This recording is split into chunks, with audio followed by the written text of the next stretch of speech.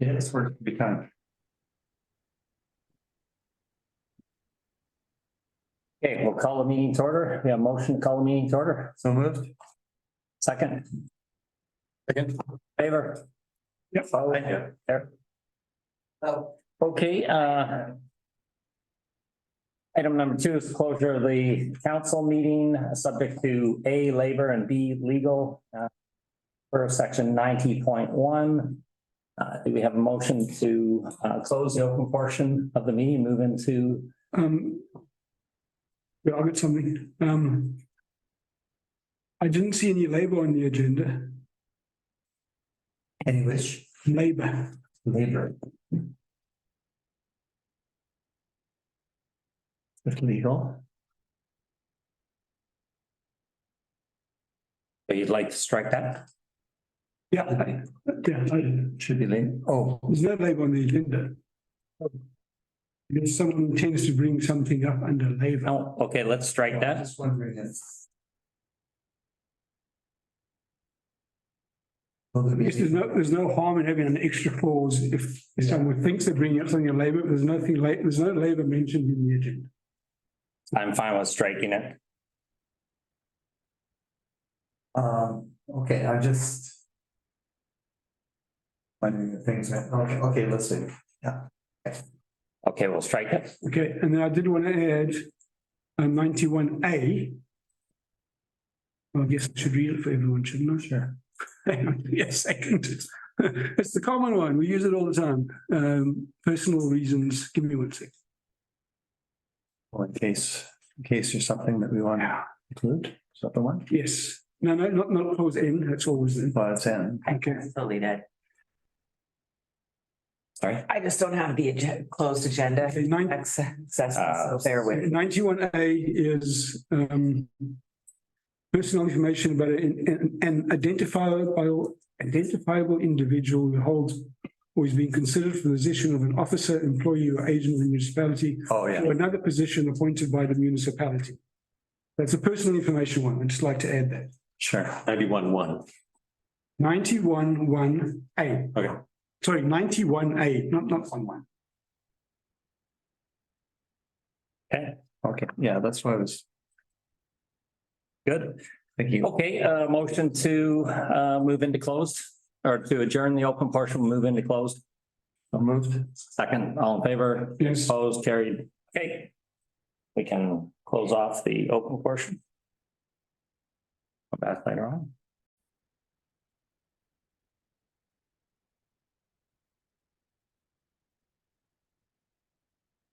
Okay, welcome back to the regular council meeting of September the 5th. The time is 7:02. Do we have a motion to open the meeting? Moved. Second. All in Yes. favor, opposed? Yes. Okay, so council just came out of closed session from 6 till 7 or 6 till 6:45. We do have one item to report out, and that is that the Village of Lions Bay has signed our new CAO as of today. So we're very pleased with that. We're not prepared to announce his name as of today, but hopefully in the next coming days. By the end of the week, we will be announcing the individual. So very good news indeed. And thank you to Councillors Broughton and Cunliffe for initiating and carrying that process through to completion. Okay, item number 4 is the adoption of the agenda. But just said we're hoping you will be here for the next meeting. Yes, by all means, Councillor Broughton and Councillor Cunliffe, do you have anything to add to that? Starting date of September the 18th, so we'll be seeing him shortly. Fabulous. Yeah. Councillor Cunliffe, anything to add? Yep. And he's very enthusiastic and excited to be joining us. That's great. Looking forward to that. His own words. Okay. Okay, we'll move to item number 4, adoption of the agenda. Do we have a motion to adopt the agenda? Second. Second. Okay, discussion, any additions? Not for me. No additions. Okay, I would just like to add well, I'll either make it a motion or discussion on reopening the Lions Bay trailheads. So I'd like to add that to the agenda, and we can put that later and down on the agenda. Just to be clear, reopening of the parking to access the trailers. To access the trailways.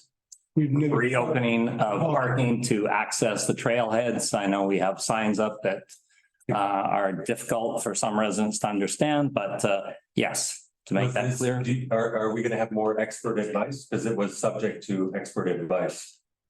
When we come to that section, I will put the motion forward. The motion will be, let's see. Motion to reopen the trailheads by Friday, September the 8th, comma, subject to input from Southwestern EMCR, comma, Metro Vancouver, comma, Lions Bay EPC Chair or Coordinator, and the Lions Bay Fire Chief. So that'll be my resolution.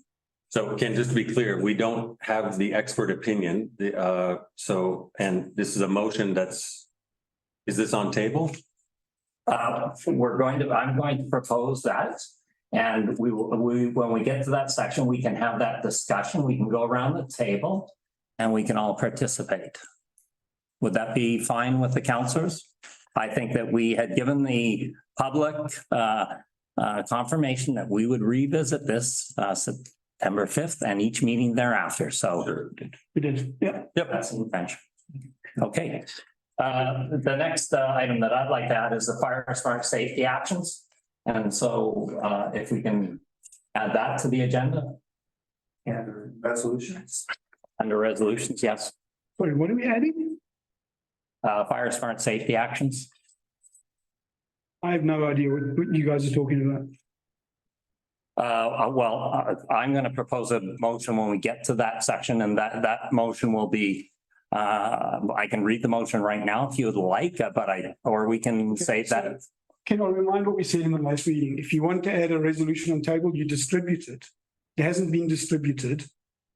We've been pretty clear that's the process. You distribute it. If it is last minute, as in you just thought of it a few hours, then you send us an email. And that hasn't happened again. We just keep going down the same path. We have had many resolutions from over the last 8 months that were brought on table. And I think the Fire Smart initiatives as outlined by our fire chief are, and Ian Mackey sent in a letter. I mean, that'll be discussed later. I think it's important that we put these forward, and I can read the resolution. I think it's quite simple. I'm sure we shouldn't have any issues. I'll read it. Just a question, to Neville's point, under good governance. This should have been on table or distributed to council and the recorder, and it isn't. You can't just launch in with willy-nilly on table items during a meeting. So it's not conforming with our procedures bylaw. Well, you in particular have added many items to the agenda and motions that we have considered. So I think this is an important motion to consider. You've got a pre-written resolution there. We sometimes craft a motion as we did in closed on the fly. And we'll do that together, but this is a pre-written agenda. And if you have it pre-written, then the rules say that you need to distribute it to all members of council and the recorder prior to the meeting or on table. And okay, so you don't want this added to it. Is that, I mean, that's a simple, I'm looking to add it on table. If we're not comfortable with it, that's up to the council. In light of the fact that it's to do with fire smart and to do with wildfires and so on, that's a very important topic in this at this table. I'd suggest that we at least put it on the agenda. If when the motion is read, there's no favor for it at the table, then we'll deal with it at that time. But it seems ridiculous to me to be discussing whether we're going to be discussing something when we're talking about a fire smart initiative. Fire smart is on the agenda under unfinished business 286. So I guess we could call it business wise potentially, but I think the matter is, if we could put it on the agenda, we could discuss it and we could proceed. Okay, is the council comfortable with that? I just like us to practice some good governance and play by the rules here. Well, these rules you've implemented, Councilor Broughton. Put it in a different category. If that's gonna solve the conversation here. Yeah, I think, Okay, bring it up under 286. Let's bring it up under 286. That'll, okay. Let's all try to do things properly, I mean. yeah. Okay, any other items? Okay, all in favor of adopting the agenda with the amendments? Yeah. Yes. Yeah. Yes. Opposed? Motion carried. Okay. We'll open up the public portion of the meeting and any in the gallery that would like to speak, and then we'll move to the Zoom portion of the meeting. We can't see the participants in the Zoom portion. Okay. And Oh, I see, okay. Marina will Oh, I see. direct us to the Zoom portion. Why don't we go to the floor right now? So if you'll please stand at the podium and announce your name and My name is Thomas. thank you. Everybody knows that I bothered you so many times. I'm happy that I did, but nothing happened yet. But I have a very good suggestion that before, because if all the time I come over here or the other residents and talking about parking lot, it doesn't help because you have many other issues that you have to resolve. But if you have a parking committee established, that committee is gonna give you the report and suggestion, and you make a decision. This is very simple to do so, and I asked you before the summer, and maybe you were very busy or whatsoever, nothing happened, and I'm sure that you had a very good summertime, as well as we didn't. As you know, I'm not gonna pray that there will be fire, that the parking lot will be closed or any other issues, hopefully just because of the residents. Convenience of resident, that everything is bad for us right now. I saw that when it has been established a signage for the parking closed. But if you want to open the parking lot before that we have a parking committee, I'm suggesting that why they pick it up all the signage inside the parking lot? All is gone. Why? There was signage that don't pee, okay. Signage that there is a washroom, signage that no parking in here, just parking for the resident, but everything is gone. It means if you open it, welcome everybody there. This is against of whatever that you are spending money. You hire the bylaw officer, but we have a sign that welcome. Before that Peter Dijon was here, he put the sign that parking, it will invitation to come to the parking, and then we pay to the bylaw officer that taking care of that. Why? Why? And this is the bad thing that Lion Bay had, that over 18 years I have to pay. Please take it up. This is the solution. Please make the parking committee as soon as possible. And ahead of that, if you want to open the parking lot, please put back some signage that the people from outside that doesn't want to do anything. Do you know that what happened during this summer? Party, whatever, I don't want to name it. You know that. Please put back all the signage, especially for the residents, that there was 3 or maybe no, it's better that we make it 4 or 5 that's going to be open for the resident, because all the cars on the middle of the street, they're waiting that one car goes and they park. What? Is it the way that we respect the resident, that they pay the tax, or you respect the outsiders that coming here and make mess for us? I'm warning you. They attacked to my house, because when I told one of them that, oh, please do not have a urination or naked body, everything, because you are a diver. They came and attack to my house and break the window whatsoever. If anything happened to my family and my secretary, I cannot resist that someone just do you. No, none of you can stay in this situation that someone take off all the pants and everything in front of your house or music and loud music or rap or whatsoever. Of course not. Just mention to them, please don't do that. Make the noise needed below, but they attack to me. If they will be attacking to my house, to my wife, to myself, that definitely is gonna be on myself. I don't know who is responsible. Cambiz, thank you once again for your comments and your comments about the parking committee. I think have been heard, and that's something that this council is intending to put in place. Thank you. That's great. Thank you very much. We'll move on to the next person. If there's any, Put the sign before you open the apartment. anyone else in the gallery before we move to the Zoom gallery? No? Okay. Marina? With Mary in the book one. Okay. You'll open it up.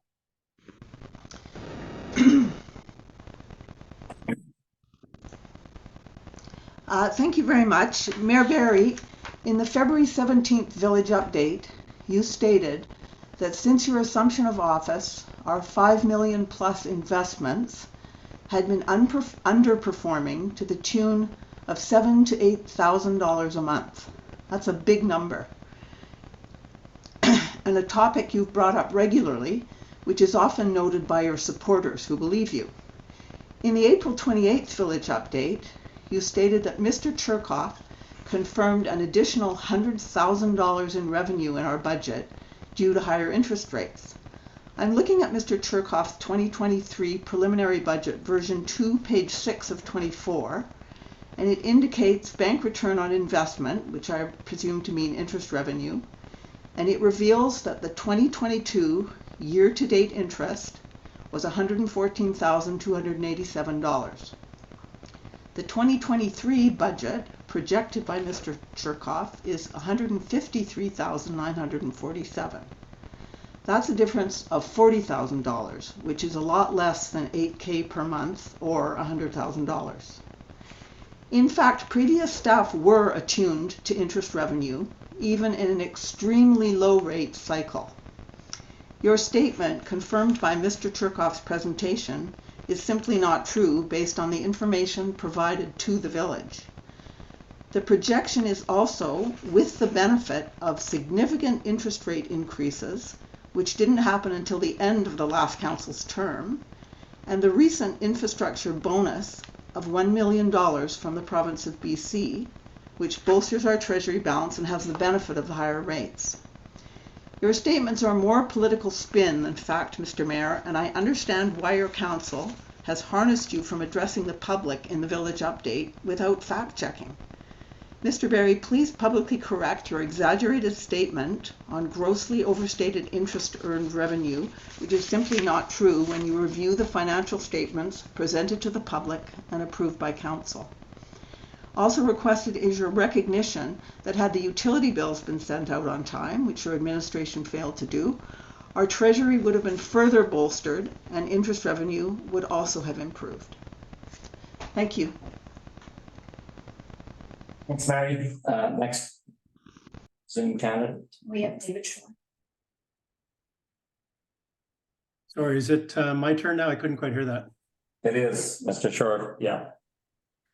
Well, I'm looking forward to the rebuttal on the previous commenter, but I'm here to ask Councillor Rauter. At the last council meeting, you made some disparaging comments regarding visiting hikers not being able to think their way out of a paper bag. As you know, this was picked up by local media, including the North Shore News, the CTV, and over various social media, where the criticism of Lions Bay residents is just awful. This not only reflects very negatively on you, but also on the other members of council and the residents of Lions Bay who now feel embarrassed when traveling to neighboring communities.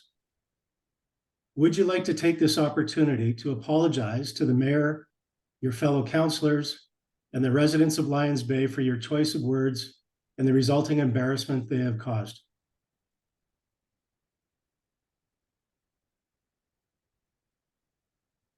I'll defer an answer till later, possibly, David. Thank you for your question. Well, if you're not going to speak to it, I'd like the mayor and councillors to chime in on how they feel about this. Well, I think I made my comments public. So I don't support any disrespecting of our public or our taxpayers. So, and I think that we're all being held to the code of conduct, and that's something that we signed. So that would be my comments. Well, I guess I have to, I guess I have to jump in here.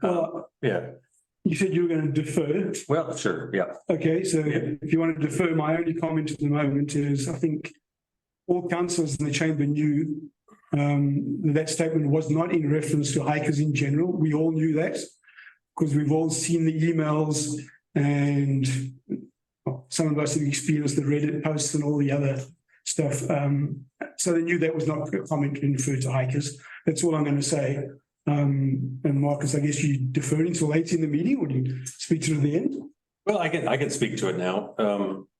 I think that facts and context matter here. What I was clearly referring to were emails that had come in, and a particular subgroup on Reddit that had published threatening and intimidating messages.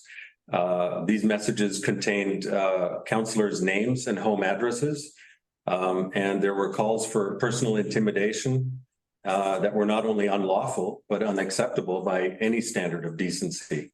And yes, the RCMP had to be called to step up their patrols in the village as a result of these threats. That is clearly what I was addressing. You saw no drama at the council table when I said that, because I think we all knew what the background was.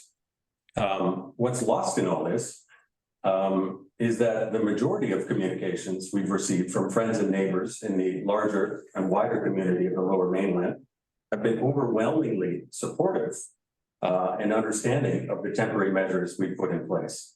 They, like we, You're changing the topic from your. if I could just finish here, David, thank you. That they understand that the challenges and hazards we face as a community are the worst in this worst ever fire season, and they understand those. And I'm sure that we all look forward to the relief of real rain and welcoming hikers back into our community.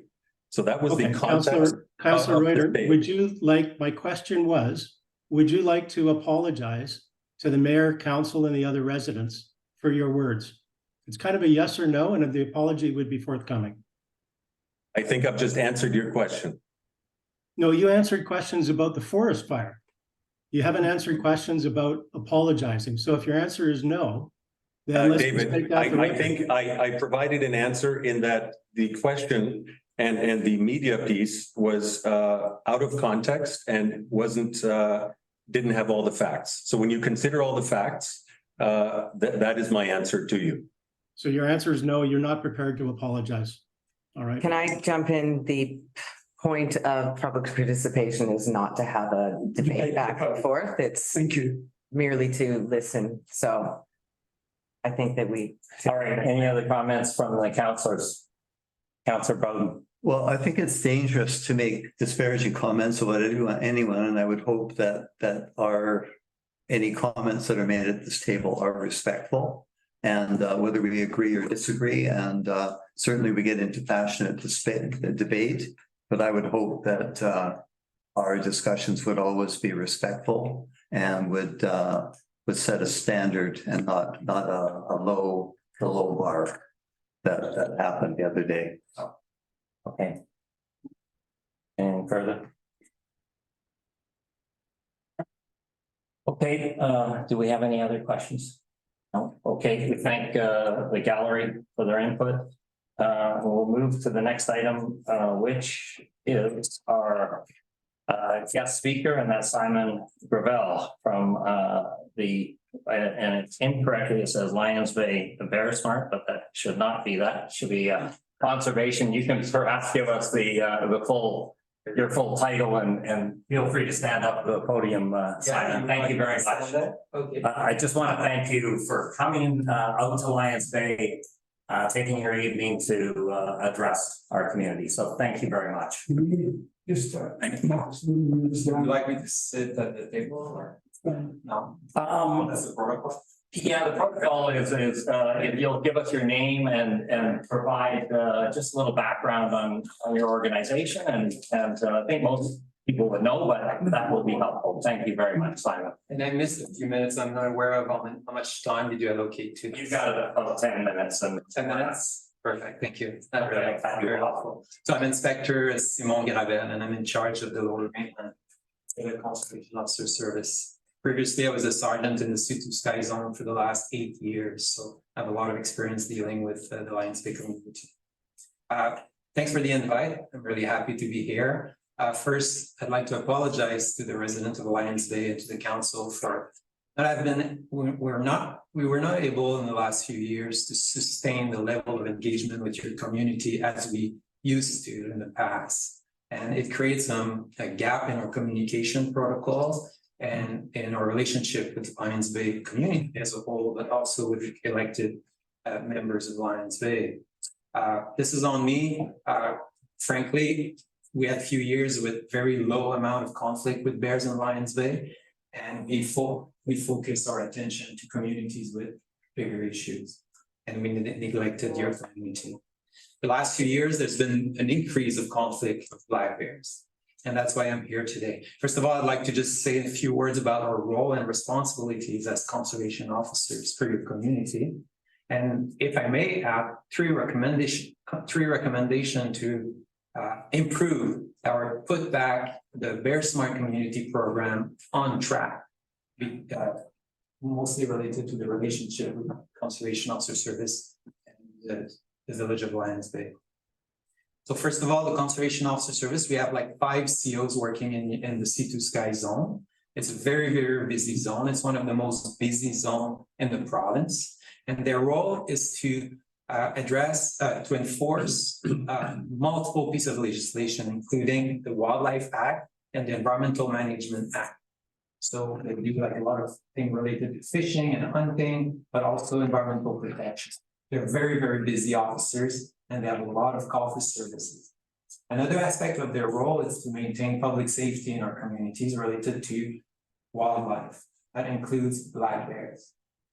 To do so, we are engaged with communities because we cannot do that all by ourselves. So many years ago, we engaged with the Lions Bay community and created this Bear Smart Community Program. Multiple communities in our C2 Sky Zone are a Bear Smart community. The spirit of it is really to work together towards a common goal. COS cannot do it all. We cannot come here and fix the problem with wildlife. It is extremely challenging to live amongst wildlife. And I'm sure all the residents and the council knows that very well. It comes with extremely difficult challenges. So we want to work together with our communities. We want to work with elected members, but also all your staff in the village of Lions Bay, but also with all your residents. We all have a part in this to make sure ultimately that we don't have to remove wildlife, or I'll use the term killing wildlife because of human cause or human negligence. We know that a lot of conflict with humans is related to human negligence. We can do better if we work all together and we put the right measures in place to avoid, at the first place, human cause of wildlife conflict. Unfortunately, we often fail. We work hard with our communities in the C2 Sky, and it can lead to a bear to be killed. And that brings a lot of emotion in our communities. It's upsetting everyone, including the officers that have to remove this bear. It's the last thing they want to do. So I'm here today to remind you that we are engaged with your community to avoid that to happen. But that has to be done in a proactive measure and not after the fact. So we have to re-engage together and have an ongoing communication protocol in place to move forward and respect the spirit of Bear Smart Community. To do so, I have 3 recommendations that maybe fell off the plate the last few years. The first thing that is very important is to have a group. We can call there's different names there. For example, in Whistler, they call it the Bear Advisory Committee that is reporting directly to council. We have a bear working groups. We have different names. The name is not so important, but the spirit of it is for all stakeholders in your community related, that has a role related to human wildlife conflict, to get together on a regular basis and discuss the process the community is doing, discuss issues, share information, share knowledge, and provide some recommendation to council to, again, proactively reduce human wildlife conflict. I can speak more in length of that, but I'm a bit conscious of my 10 minutes here. So my second recommendation is to work towards a bear response plan. Ultimately, the bear response plan is one of the items that is needed for a bear smart community to develop. And it's my fault, but we never follow up with Lions Bay to make this document a reality. So it would be great if this document, we work together and create this document. Whistler is the first community that created such document, and ultimately it's a communication document. It tells your resident and everyone involved who does what, what's the role and the responsibility of each party, and also how to communicate to each other. They will say something like, for example, if COS have to come in the community and remove the bears, your communication department will be informed in the next 24 hours. Things like this, things that are important for your community and makes the communication flow works better and avoid a lot of issues proactively. And my last recommendation is also maybe to clarify in your Lions Bay official publication who to report what. There's a lot of confusion with that. It is very important for COS to receive the information when there's a conflict with black bears or other species. It is okay to have alternative way to report sightings, for example, when public safety is not a concern. But when public safety is a concern, we have a call center to receive those calls. And it's important for the public to know who to call and when to call. So there's some gap in the clarity for your resident, because we received a lot of complaints. So I'm not saying it was an intent to create some confusion, but the confusion exists. And I received a lot of complaints related to that. So I'm not against, again, alternative way to report sightings. It exists already. There's a lot of Facebook page in different neighborhood or phone line, and if there's bears in the neighborhood, that's great. But when there's a conflict issues that needs to be resolved, it is important that the COS received it. Otherwise, there's nothing we can do about it, and things escalate to a point that we're losing the battle, and we come in your community and face a situation that could have been addressed a long time ago in a non-lethal way. So the ultimate goal related to human wildlife conflict is early intervention. So if the agency like COS is out of this early intervention response, then there's nothing we can do. So that's my 3 recommendations. I hope I was clear. If you have any questions, I'm very happy to answer. But I'm confident. I've been working in this community for a long time. I know how your community care about wildlife.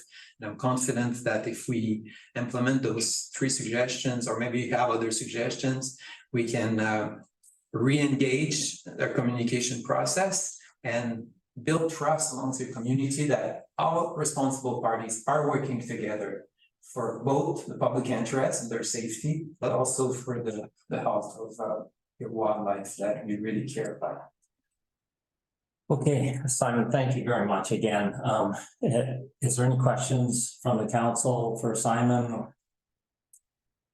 No questions. I just have one, Simon. You mentioned one of your recommendations was a bear response plan. How long does something like that take to put together? And of course, in conjunction with our community and community volunteers, how long would something like that take? It doesn't take too long, and it doesn't have to be like a written exercise. It's really to write like the role and responsibility of each party. Like if there's a bylaw issue, it is important to refer to the bylaw services. If if there's a predator attack in your community, COS will be ultimately the primary investigator working with sometimes the RCMP. So I can give you some example. It already exists. Whistler has created such documents. So not to take what Whistler did, but it could be an inspiration. And it's ultimately like a 10-page document, really, with a lot of name and phone numbers and description of different staff members. For example, right now, if we have a big event in Lions Bay, I'm not too sure who's responsible for your communication department. So such document will address that. I could open this page and, I need to email or call this specific person to give them my media briefing, because I'm sure you would love to be aware what we're going to tell the media before it shows up on the news, for example. That's one aspect of it. So it's really a document that helps communication related to human wildlife conflict. And it could be a public document so people knows clearly as well how we respond to black bear. And it can refer to some of the COS policy.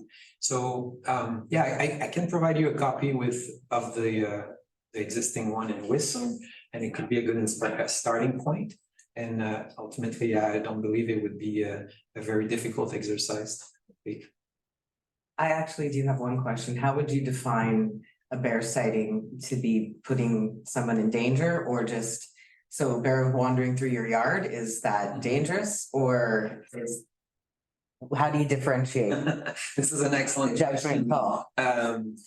Ultimately, when the bear represents a risk to public safety, sometimes it's the question of perception. Obviously, the cultural tolerance of black bears is very different from a resident to another. Someone can perceive the bear in their backyard as an immediate threat and call 911, for example. Or someone else will just call that, there's a sighting. I've been here for 20 years. Every year a bear is walking by. So it's an excellent question. However, if a bear is not doing anything harmful, is not accessing attractant, for example, is not bluff charging people, is not causing property damage, the bear is walking by, we have to recognize that all bears will always walk around in Lions Bay, and I would call that a sighting. If a bear, even if it's on private property, if it's proximity to a school and the school is about to close, probably the authorities should know about it so we can trigger the proper response. If a bear causes property damage, this is the early stage, could be the early stage of a conflict that can be mitigated by taking immediate action. So that should be reported. If a bear is buff guarding people, he's starting to be higher on the spectrum of being habituated in food condition. We better to intervene and take the proper action and make everyone involved in motion to address that issue. It involves communication, education, bylaws, COS, and sometimes the police. Thank you. Thank you. Can I make a quick comment? They're not all questions, Simone, as you know, some of them are going to be comments. And we've had this discussion before, you and I. Similar discussion, yeah. So I just wanted to focus on your few recommendations just briefly. I did go, you gave me a copy of the terms of reference of Whistler for their, they do have a more updated one on their website, so I went and found that. It's similar. And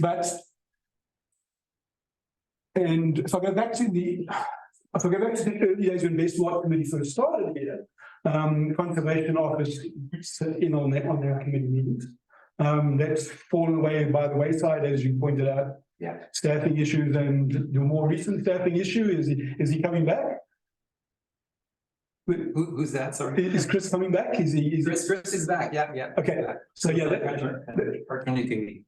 so that would certainly help, because that was one of our communication points before. Yeah. But if I look at the Whistler model for this other committee outside of the Bestmark committee, it has 13 people on it, right?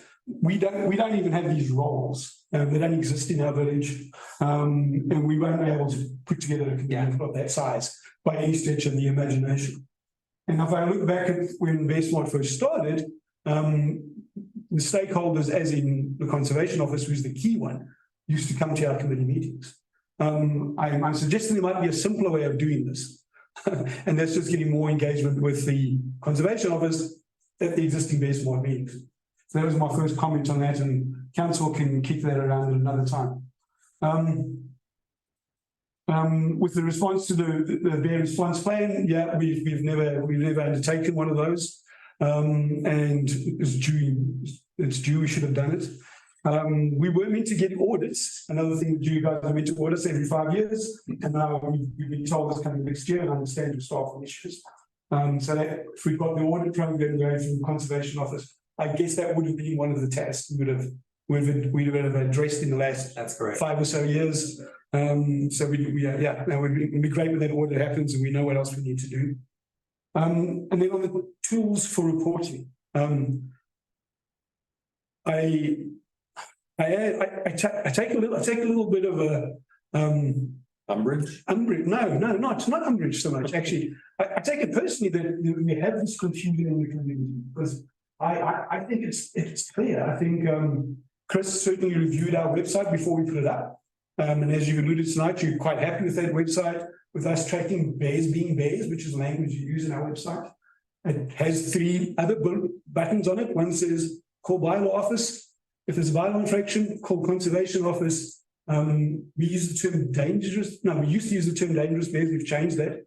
I guess our terminology should be consistent and criteria should be consistent. So I think we have that in place. I'm a little frustrated, I guess, that maybe we haven't rolled that out to everyone in the community, or somehow people in the community perceive that that website has been keeping things from you. It's never been the intention. That's why they have those three bullets. So those are my points, and I think we just get that extra engagement, whether it's yourself or Chris. I believe you might be taking on this auditor role, and I think we can get this back on track. That would be great. Misty. Thank you. Yeah, I think the perception's a reality, and I think people are a bit confused of the role of the Beresford Committee, and so this is a wonderful step that you're here to explain this, and I think the role of Beresford with council, I think it's not well understood, and so I'm really looking forward to, a lot of really accurate information coming out. And as I said, this is a great start. So thank you. It's wonderful to meet you. Yeah, thank you. Thanks for having me, everybody. I was pleased to be here. I'll go back to my young daughter, a single father. She's waiting at home. Very happy to Thank be you. here. Looking forward to more discussion, and I'm very optimistic. Thanks. Thank you very much, Simon. Yeah. Take care. Have a good evening. Okay, take care. Thanks. Okay, with that, number 7, review and approval of the minutes, prior meetings. List here, so. Yes, Marina. Thank you. Okay, why don't we begin with 7A? Council meeting from July 18th. So we have a motion to approve the minutes from July 18th. Forward. Second. Okay, discussion. I only had one correction, and I'm sure everyone else picked it up. Might all be leery of Greg, but his name is Weary. Weary, yeah. So Greg Weary. Greg Weary, page 7. page 7. Yeah.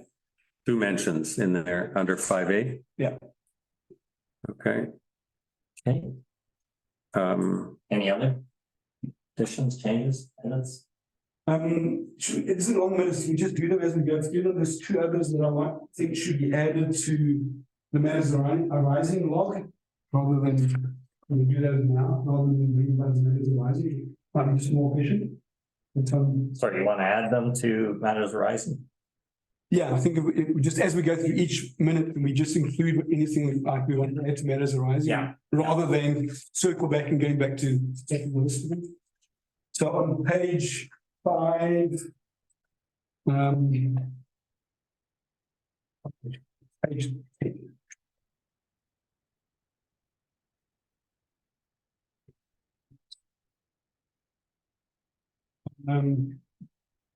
Page 10, there's a whole list of, well, not a whole list, there's 3 resolutions and actions that were carried for the workshop on the workshop manager's request.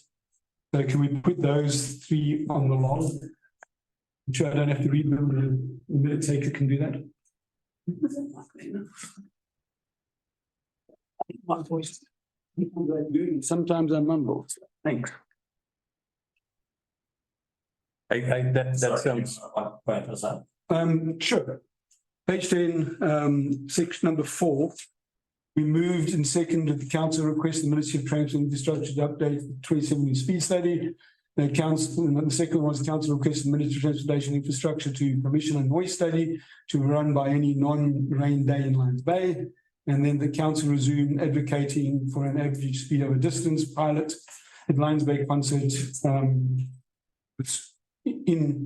at Lions Bay in concert with Squamish Council at the 2023 Union UBC Municipalities Convention. So I suggest those should all be on the matters arising log or unfinished business log. Mhm. Can I just add there under the noise study, there's an interesting that this could form part of the discussion when we get to it, but there's an interesting program underway in California where they've installed sound activated cameras that issue tickets to those who are exceeding the decibel limit, which is quite interesting. It's a pilot study that's running until 2027. That might be something for us to talk about as well. It'd be a wonderful tool, but I'm not sure when it goes. Radar camera.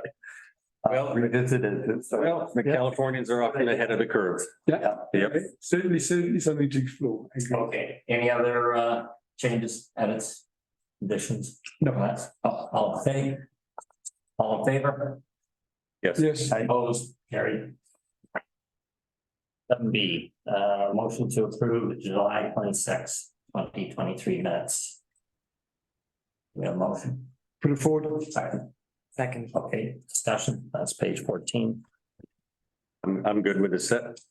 I have one. On the bottom of page 14, it says, Bear Smart Committee discussion ensued on instances of village bylaw officer entering private properties. I think that statement can be very misleading. I don't think that's what they were doing. They certainly weren't breaking and entering. My suggested change to that, we make it sort of more fulsome and a better description was instance of village bylaw officer and wildlife consultant specialist performing garbage storage audits on private properties. Sounds good to me. I talked to the resident, they were upset that they weren't notified or consulted, and next thing you know, people were on their property and around their garage enclosure, so I think that's where that initiated. They were quite upset, so I think if there's some way that we can either notify people a little bit in advance to try to alleviate that concern, because I think what happened was the resident came out, a couple of people were on their property, rummaging around their property, and they didn't know who they were, and they were quite upset about it. Yeah, so 2 points there, Ken. I agree. A couple of people you said, so that's why I wanted to add wildlife conflict specialist in there, so there's understanding that it wasn't just the bylaw officer. When we did this last year, and there was no issue, we never had any complaints. But we did a better job of informing the public in advance. We did not do as good a job this year.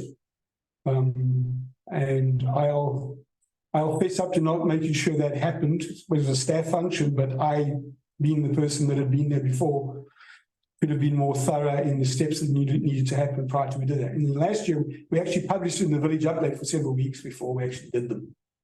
So that was a misstep this year. I accept that.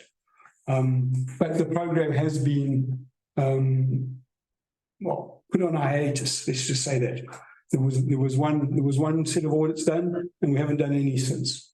So how could we improve on that? Could we notify residents prior to we can discuss around their property and that way they at least have notice? Yeah, we can discuss whatever at the council meeting. I'm happy to do that. We could notify by area. We don't. So, But in this particular case, I think what happened was there was a knock on the door, didn't get an answer. Somebody was working at their home office.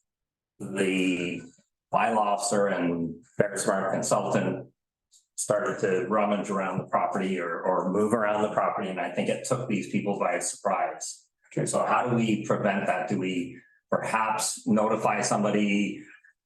Councillor Broughton, we'd like to check out okay, so. whatever happened on this property. So first of all, let me just be clear here. These aren't targeted audits of people's homes. No one has a list of knock on Councillor Broughton's door and Cunliffe's door as opposed to anyone else. They aren't targeted at anyone's residence. What they've done on an area-wide basis. We looked at the areas we did last year. And then you look at the areas where the problems are, and then these same two people that did it last year without a single complaint, they went to those areas, they have a door hanger, they knock on the door, if there's no response, they hang the door hanger. I think what they also do is as they leave in the property and they see something that seems like a bear attractant, they're obviously going to want to look further or intervene. That's what they're there for, to end bear attractants.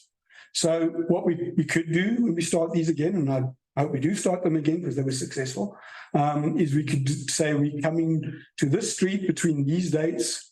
If you're home, please, if you can, please be home between this times. If you're not, we'll leave a hanger on your door. That's the way it worked last year. It worked very well. Yeah, maybe the communication might not have been as well, was not as good this year. That's what I'll say. So good communication moving forward. It's worked well in the past and we expect it to work well in the future. But in terms of what we're doing here, approving minutes, I'm fine with the amendment that you proposed there. Yeah. Okay, thanks for getting us back on track. Yeah. Yeah. All right.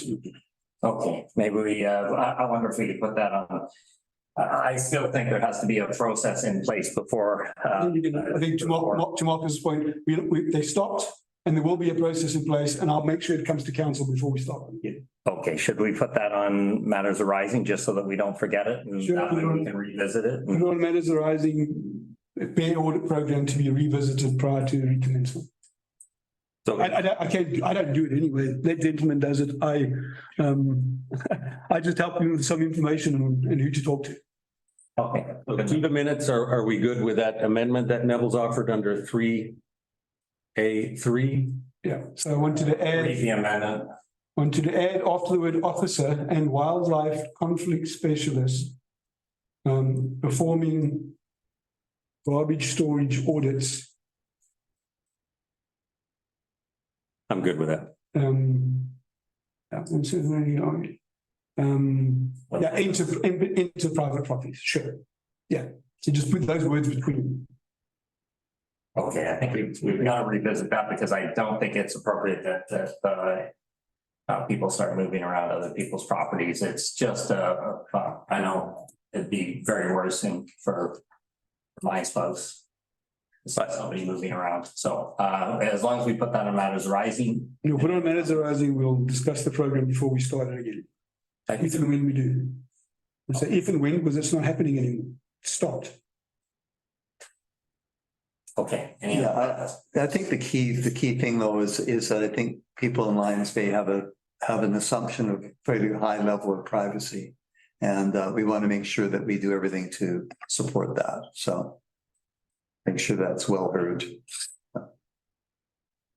Okay, all in favor, approving those minutes? As amended? As amended, yeah. Yes. Yes. Opposed, carried. Okay, 7C. Motion to approve the August 3rd, 2023 minutes. Move. Second, Yeah. discussion. August 3rd, yeah. That would be page 16. Yeah, I think there's one item reported out, so no, it's great. Okay, question? Any other comments? Not for me. Okay, all in favor? Aye. Yes. Opposed, carried. Okay, 7D, approval of minutes to August 10th, 2023. A motion for that. Moved. Second. Yes. Okay, discussion. Question? All in favor? Aye. Yes. Opposed? Carried. Okay, 7E, August 12th minutes, 2023. Motion to approve those. Moved. Second. Okay, discussion, page 19. Yeah. I guess there's one tiny amendment. It says that the meeting was called to order at 9:32 PM. And that it was Yeah. adjourned at 9:45 AM. So I think that's just a Good catch. AM PM sort of situation. It's perfect. Okay. There's another one. Mayor Ken Berry attended via video conference. He wasn't in town. I'm assuming you attended via video conference. I don't know. That's I wasn't. And then, as we do with other minutes, where there are apologies given in advance, I think we should list that people sent their apologies already into the meeting. And the three councillors that did not attend this meeting all sent apologies in advance. I think that should be listed. Agreed. Okay, could I speak to that? Yeah, Councillor Brown. What happened was we had an August the 10th special council meeting. And Councillor Cunliffe had a family emergency and we ended up postponing the meeting. And but because the mayor was out of town, the mayor had to call a rescheduled meeting. And so when he recalled the meeting, it was to give the 24 hours notice, he had to do it the next morning, and then was not available after that, as he was in Italy somewhere, I believe at the time. So there was no chance to make contact with him to alter the time. So because of the time sensitive nature of that, I asked councillors if it was possible to make quorum. To create a quorum, because we had a couple of sort of key issues to discuss, and but that wasn't possible. So that's why the meeting went ahead anyway, because it had been posted. It had, and the mayor was not available to move it.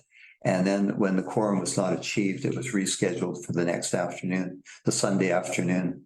So we spent quite a bit of time in the summer. Michael, I'm not disputing any of that. Can we Yeah. just list regrets? Because we did send our regrets. That's all I'm asking. Okay. Sounds like we didn't pitch up. We all sent our regrets. I understand the timing, Sure. not disputing any of that, but please can we just list I'm them? not disputing it. I'm just Yeah. saying. How far in advance were those regrets? I don't recall. They were pretty much straight after Michael sent the email.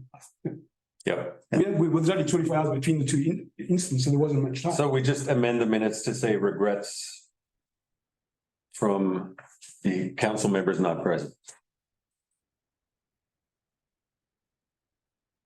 Okay, we went ahead on the 13th. Okay, so we're going to approve those with amendments, correct? Yep. 12. Okay, all in favor? Yes. Yes. Opposed? Yes. Carried. Okay, approval of the minutes from August 22nd. So that is the 13th. We're on the 13th, Oh, yeah. sorry. 7F. 13. Okay, approval of August 13th. Moved. 7. Second, Okay, discussion. correction. I've got a correction. Marcus Reuter was in the room. Mayor Ken Berry was via Right. teleconference. That's the wrong way. That's not Right. Miss that one.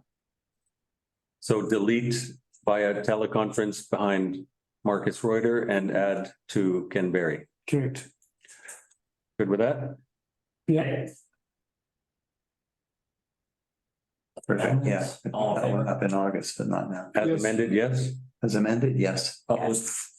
Carried. Okay. Okay, 7G, August 22nd minutes. We have nothing to vote. Second, Yes. okay, page 22. Any comments, edits? None for me? One for me. No. All in favor? Yes. Yes. Opposed? Carried. Okay, 7H, August 29th. Motion to approve August 29th minutes. Okay, second. Second. Discussion. Page 24. I just have one point of clarification on the opening of the trails, that from the motion, it was my understanding that the trails be reopened subject to council approval from input from the emergency management and readiness, et cetera, et cetera. Okay, I'll read the motion. This was sent out, and it's the motion to reopen trails by Friday, September 1st, subject to input from Southwestern EMCR, Metro Vancouver, Lions Bay EDC Chair, it should have been coordinator, and the Lions Bay Fire Chief. And that was all those in favor, Broughton, and Councillor Cunliffe, Councillor Mayor Barry, and that was carried. Opposed by Abbott and Reuter. So Jimmy, you're suggesting an amendment in the motion be what? Subject to council approval. The minutes are as they were So these are passed. minutes of a They were motion. carried. You can't amend them. That was clarified at the time. Okay, I guess I was, Clarified again, I believe, at the following meeting. Can I just say that I heard Jamie very carefully say that. I wrote it down verbatim here. Well, I repeated it a number of times to the recorder, so. Right. And then I sent it out by email. sure. And what Jamie is proposing here as to what the motion actually was is exactly what I heard her speak. So I would support that amendment that Jamie's proposing to the motion that was carried. Their minutes, they're as they were passed. To amend something after the fact. That's what we're doing here. We're approving minutes. And then the motion is one of We're not those. altering motions. No, but approving the motions within a minute is part of what we're doing here. And what Jamie suggested is in fact what I recall occurring. So that's I'm what I okay with that. thought I heard. I was on I'm gonna read it teleconference. one more time, because I read it that night about 2 or 3 times. And so to be changing a motion that was carried, it's just not correct procedure. You don't need to read it. It's here in front of us. It was carried, Yes. okay, and it was voted in favor by Cunliffe, Broughton, and Barry, and it was opposed by Abbott and Reuter. Okay, and that motion was subject to the input, and then on the Thursday meeting, we had 40 minutes that we heard from our fire chief and the emergency response coordinator. Okay, and then Sure. there was another motion at that time which overrode this motion. Sure. We're discussing the occurrence of this particular motion. We're looking at this and I We heard, don't rewrite history as we would like. we're not rewriting I it. was just based upon what I had heard. I was via video conference, so I did look for clarification, but the motion had already passed, so. Well, You voted in favor, just to. be I clear. did, and I did vote. and I actually went and back and listened to it because Yes. there was some, clearly Jamie says why she says, I'm in the affirmative, I'm on the understanding it's coming back to council for a decision. So that being said, I think at the very least, we should record the content, what Jamie stated as a statement here below the minutes. Did we have a meeting follow-up to this subject? It was subject to the expert opinions, of which we heard the expert opinions on the Thursday. Ken, we're not disputing that.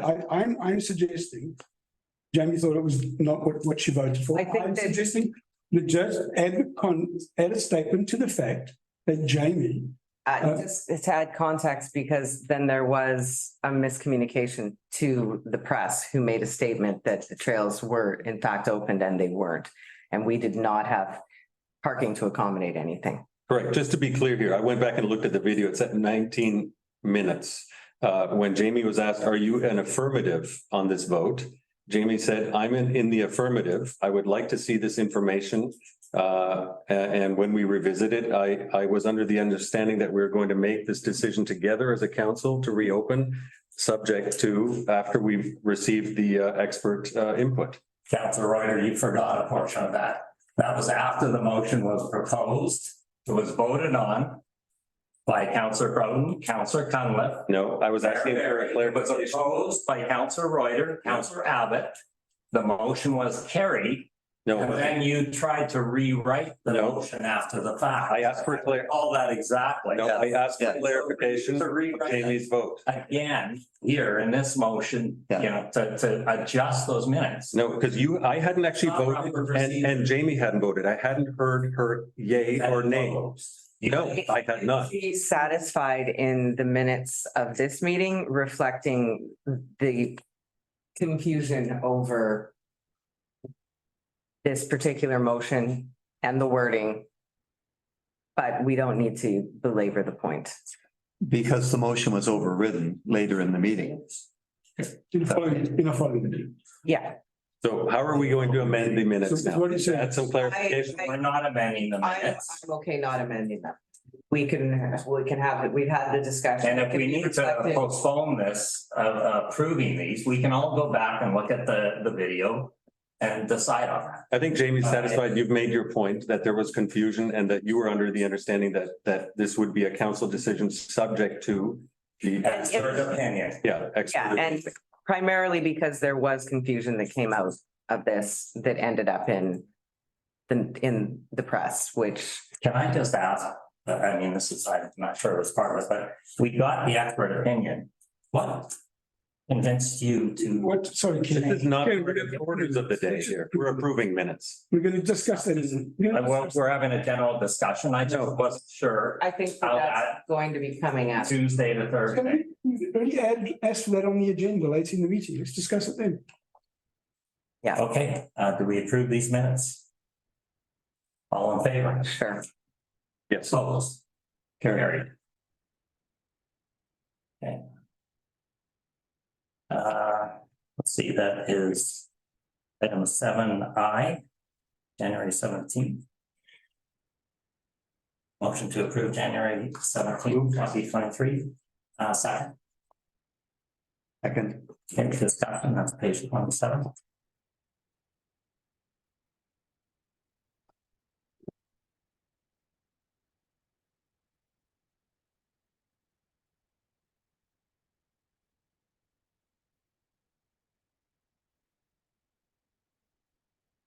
I've got something here, on page 31, just to keep this factual.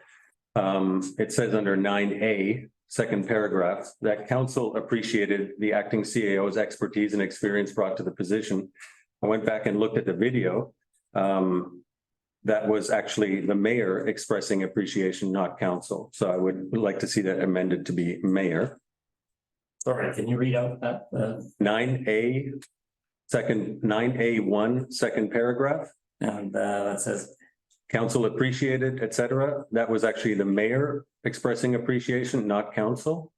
Anthony Tobin expressed appreciation to council. No, council appreciated the acting CAO's expertise. That was actually the mayor who said that, not council. Did any council members nod their heads or anything? I don't think nodding of heads is recorded. Okay. The other, Recording odds very well. Councillor Robin, did you appreciate? I appreciated its expertise, Okay, Councillor Abbott, did you appreciate its expertise and his expertise experience. that he brought? I have no recollection of saying that in a meeting, no.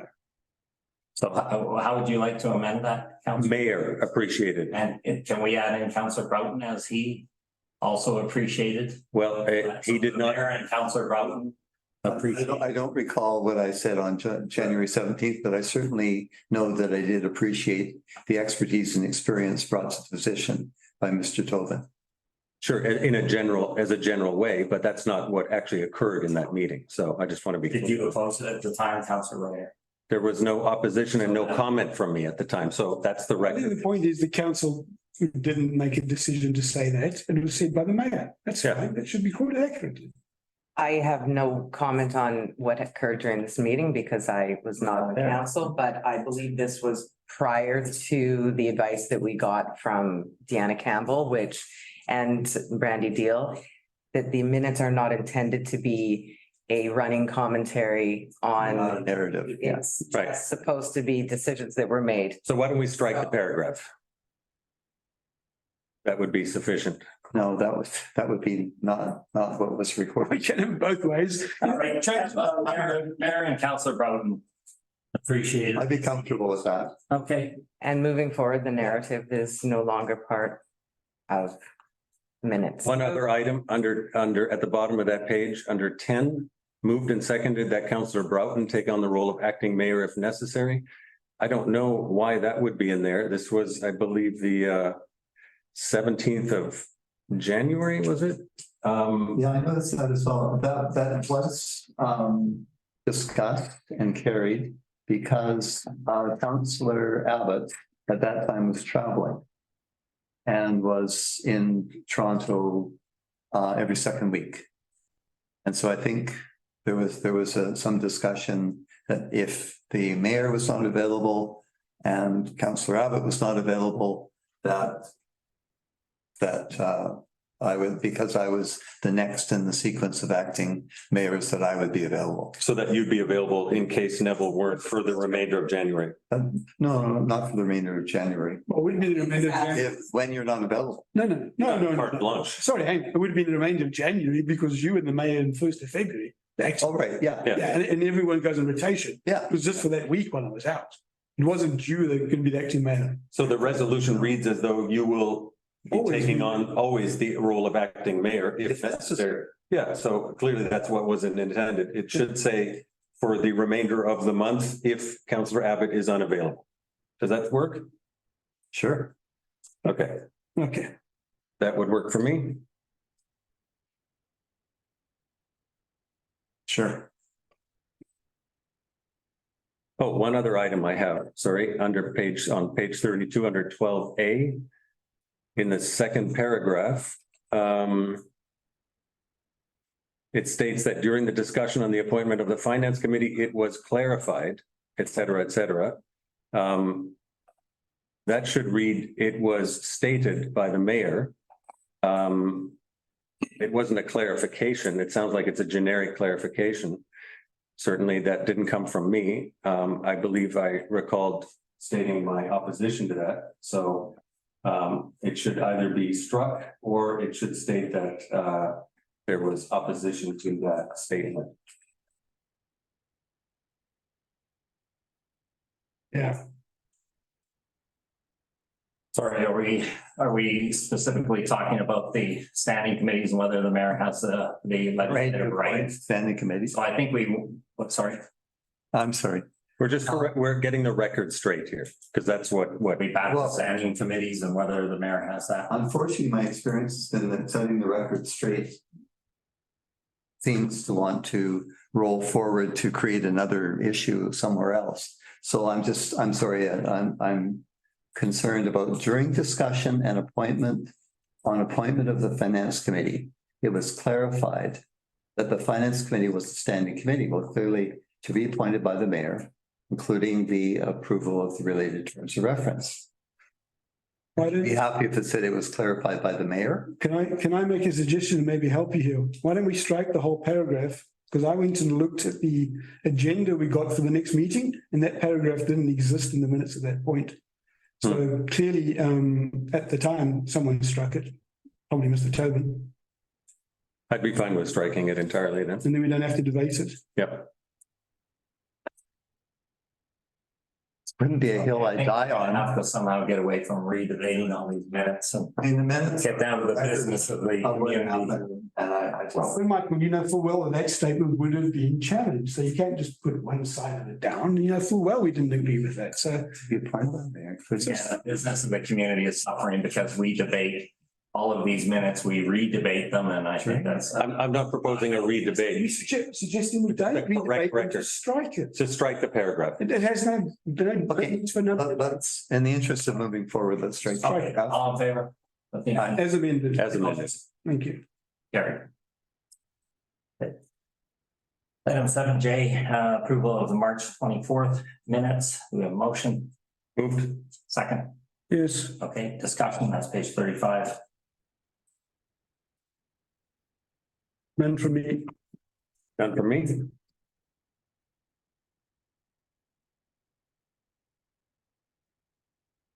No, well, what was reported, that was great. Okay, thank you. Okay. Question? All in favor? I, Opposed? Carried.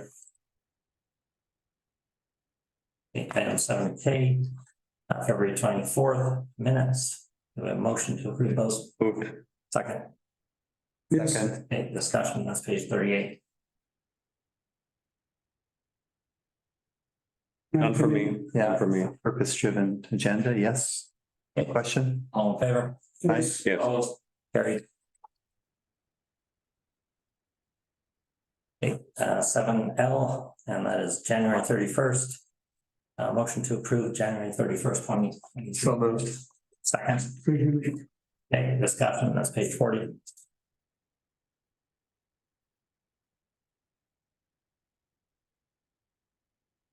One correction on page 42. Under section D, second paragraph, it's again council responded. That was the mayor responding, not council. And the same in paragraph E, council responded. That was also a comment from the mayor. I went back and looked at the video. And one other point I would make is that when we jump from D to E, there's a missing resident in there. E should be Casey Dyer and then move Rebecca Casperson to F and so on. There was one resident who spoke, Casey Dyer, prior to the resident listed at E right now.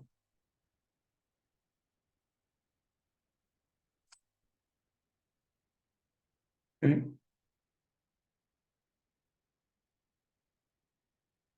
Okay, I- look, my only comment is, that that decision was made by the CAO, and I put forward the recommendations back in December, and all of the council had the opportunity to contribute to that list and didn't put forward anyone that I'm aware of. Yeah, so I'm not here to redebate what we discussed many times. I'm just saying that you were the one who responded, so it should say mayor responded. Well, you're debating what we've discussed. No, all he has to is change council to mayor. It's not a debate. And under E, there's also council responded, and that was mayor responded.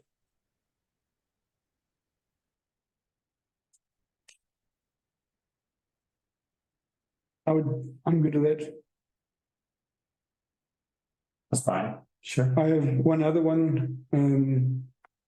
The statement here on page 44B1. The second paragraph, during discussion was noted that none of the communities in the area of similar size have retained municipal coordinators in their office. I don't know how many times I corrected the statement. I did not say it was municipal clerks in their office. So clerks as opposed to coordinators. Sorry, I'm going to speak North Americanese. Yes, please. Clerk, not clerk. Get that clerk out of the room. Okay, thank you for that. Accent correction. So that would be on page 44 under 10B in the second paragraph, correct coordinator to clerk or clerk. Clerk.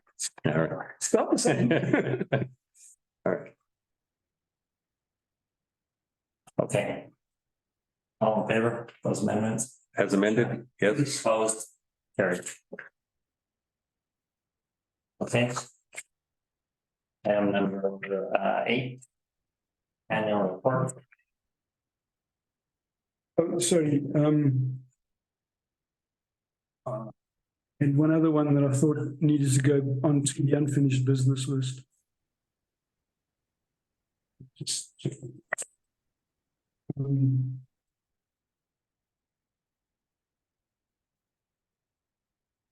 I know it's redundant. Okay, fine. Don't worry.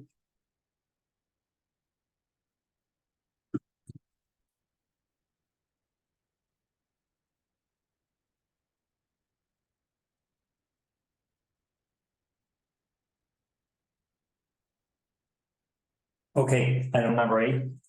Annual report.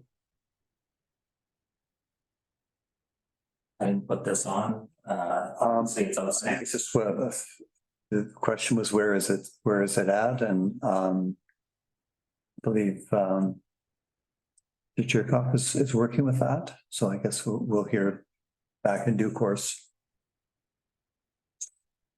Okay, Well, so the annual report should be certainly something that's on the follow-up action log.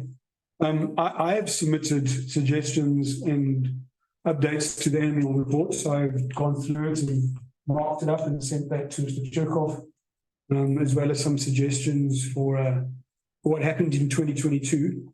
Part of it I'm suggesting could go in the mayor's update, part of it in other parts of the report.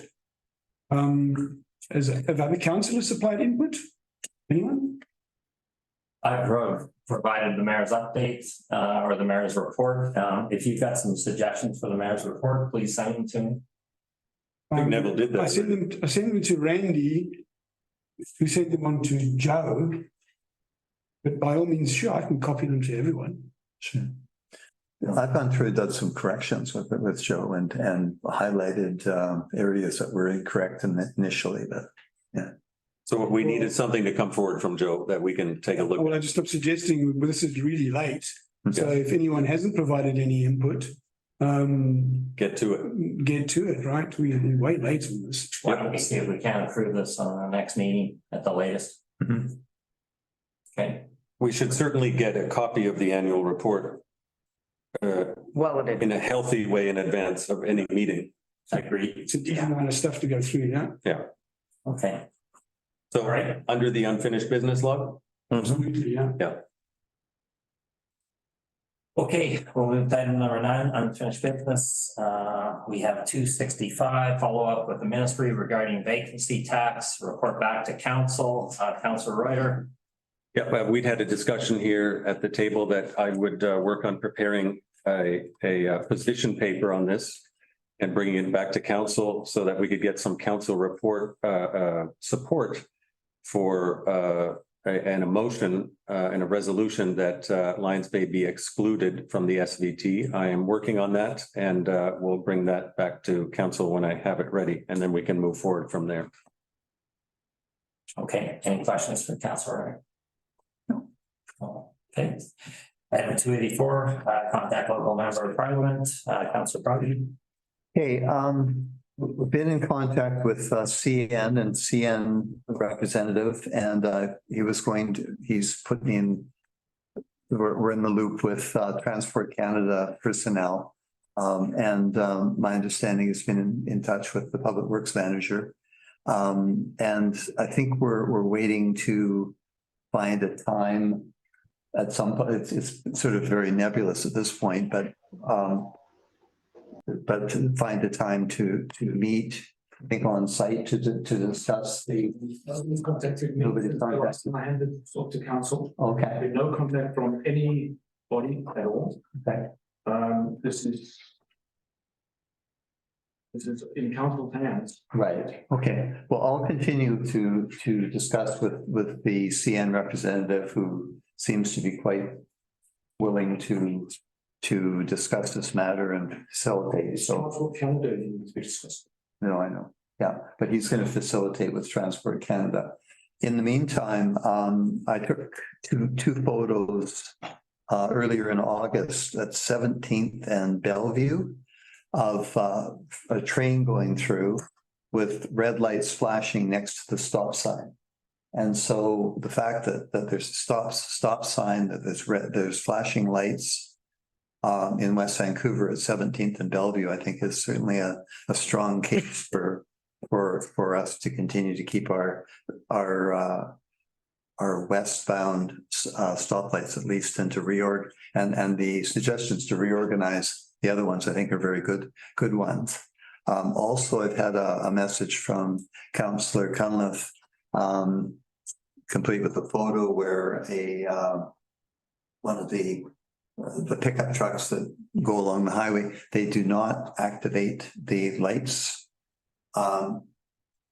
And so there's been at least 2 reported near misses.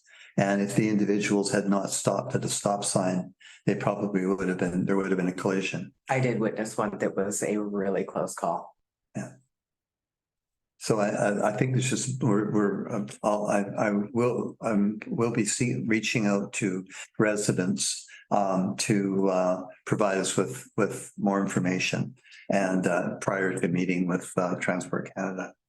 Because I really am taking the position that it isn't, these are intersections that happen to have a railway running through them. The railway, of course, sees it as the railway and they do whatever. But if the railway was not there, these intersections, I suspect, would be configured in a very, very close to how they are now in terms of the stop signs and so on, because of the elevations and so on. Particularly concerned about the one at the beach park, because you cannot see over the crest of the hill. And over the summertime, it was just many times, if it had individuals not stopped, it would have been a danger to anybody who was over the crest of the hill. So anyway, I'll continue to pursue that. But oh boy, is that railway there. Yeah. Yep. And West Van has its own issues with it. Yep. That's just the nature of the game. Yeah. Yep. But we'll win this one. Okay, item 285, apply for the disaster mitigation and adaptation fund or otherwise report by councils. If that one's happened, we can strike it. Thank you, staff. I'll be staff of one in this case, but thanks very much. I'm sure we've heard nothing. But nothing yet. Really, yeah, they've probably the bottom of a pile that big. I'll just, the application number that we were assigned, which is right at the end of the open window, was 2,884. So I assume there are 2,883 ahead of us. So you did find that second 24 hours to do this that you mentioned. But none of the 2,883 have are anything like the one you submitted. I'm sure. Not as well written, clearly, not as. It's reading. Succinct and It's not nearly as well done. Let's just hope they start at the top of the pile. Yeah. All right. then you want to be number one, you'd be at the bottom of the Appreciate pile. that.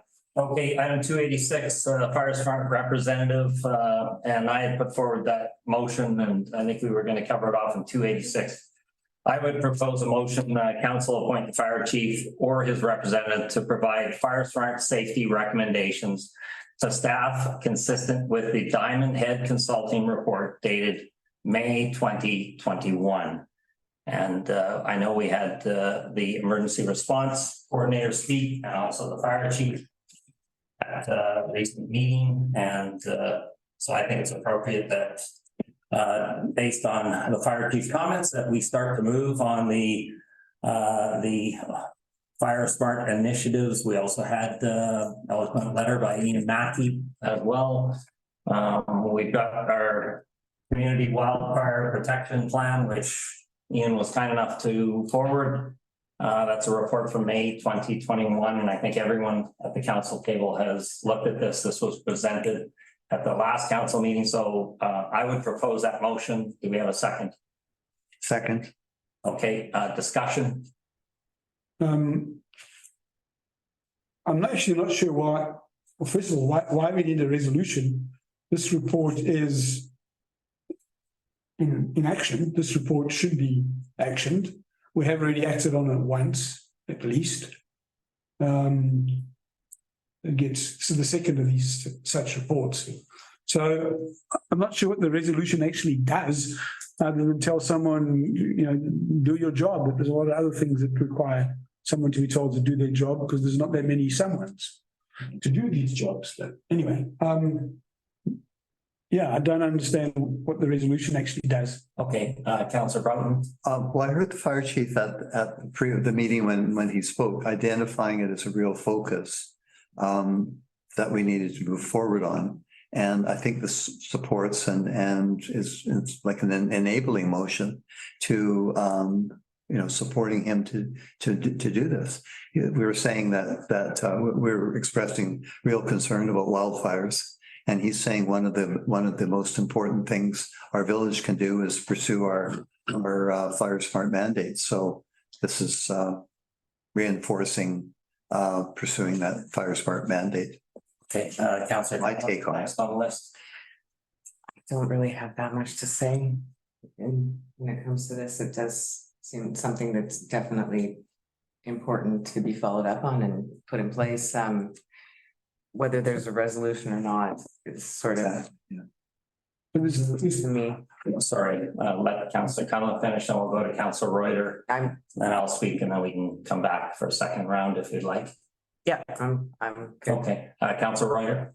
I see it much the same way. It's already on the action log. I don't think we need a separate resolution. I mean, again, as to process, if we're gonna have a motion or put on the table, I'd like to, I mean, you're referring to the Diamond Head report.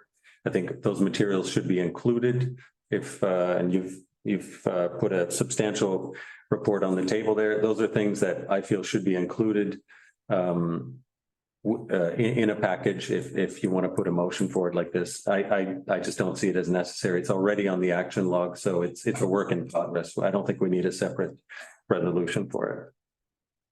Okay, I'll go final. Look, and all of the councillors have been forwarded these wildfire protection plan reports. There was one done in 2007.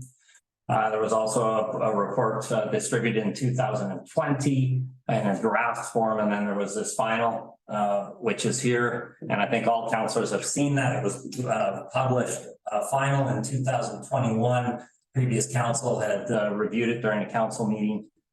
So I just think this gives us a little bit of focus. Our fire chief has been adamant that we need to get after the fire smart initiatives.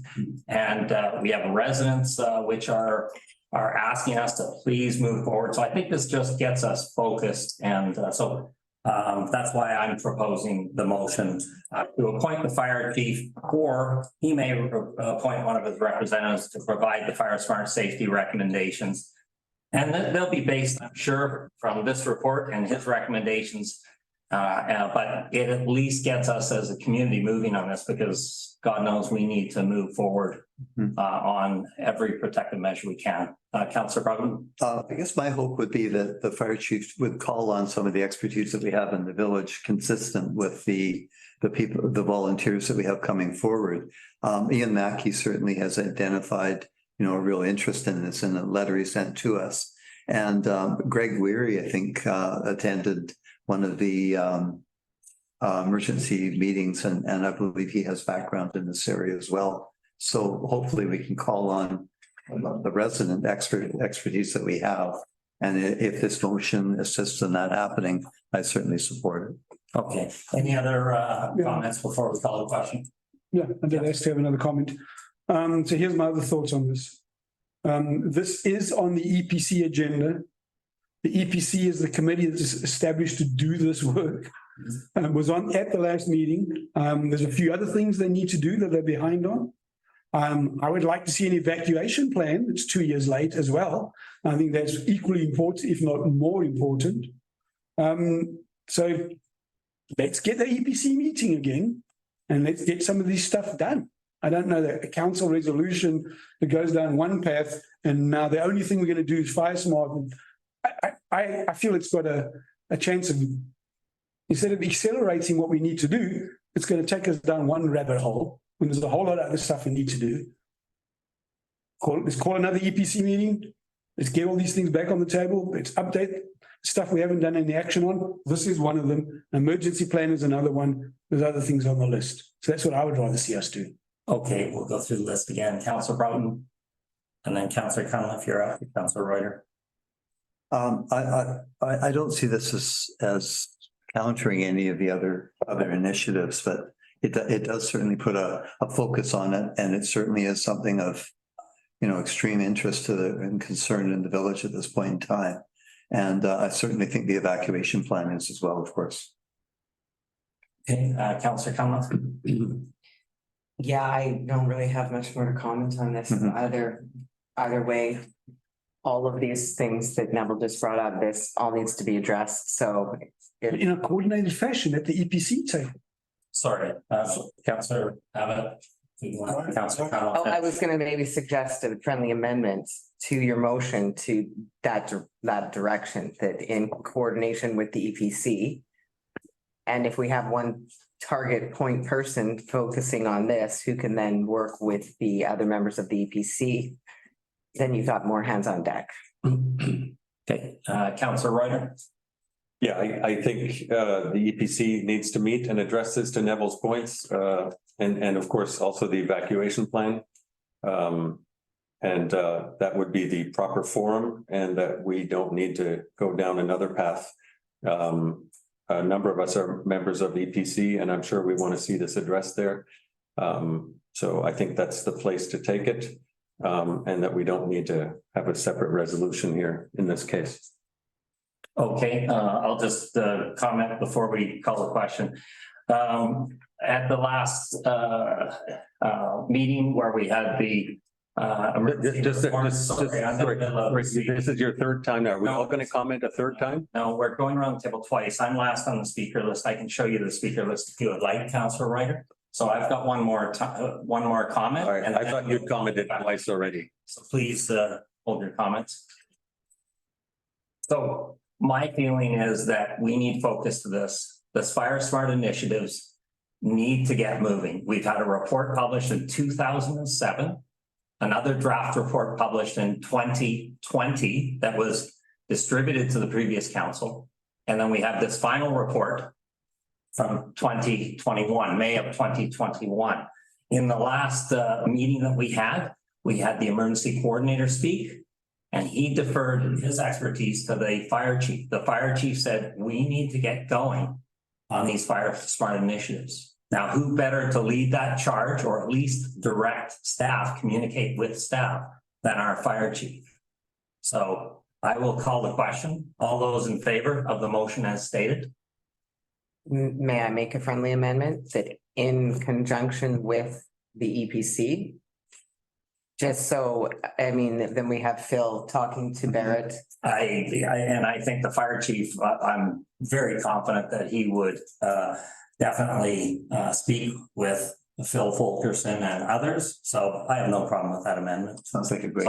So read your motion as amended. Okay, I'll read the motion and then we'll add the amendment. And again, the secret here, as I see it, is to make sure that the fire chief is leading this charge and moves this forward, because it hasn't moved forward since 2007, effectively. 2020, again, we had a draft report of 22. So council appoint the fire chief or his representative to provide Fire Smart safety recommendations to staff consistent with the Diamond Head Consulting report dated May 2021.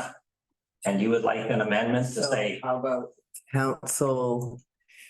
What is the? I think the key is appoint the fire chief, so. Or his representative in conjunction with the EPC to coordinate and so, or to provide, etc. In conjunction with EPC.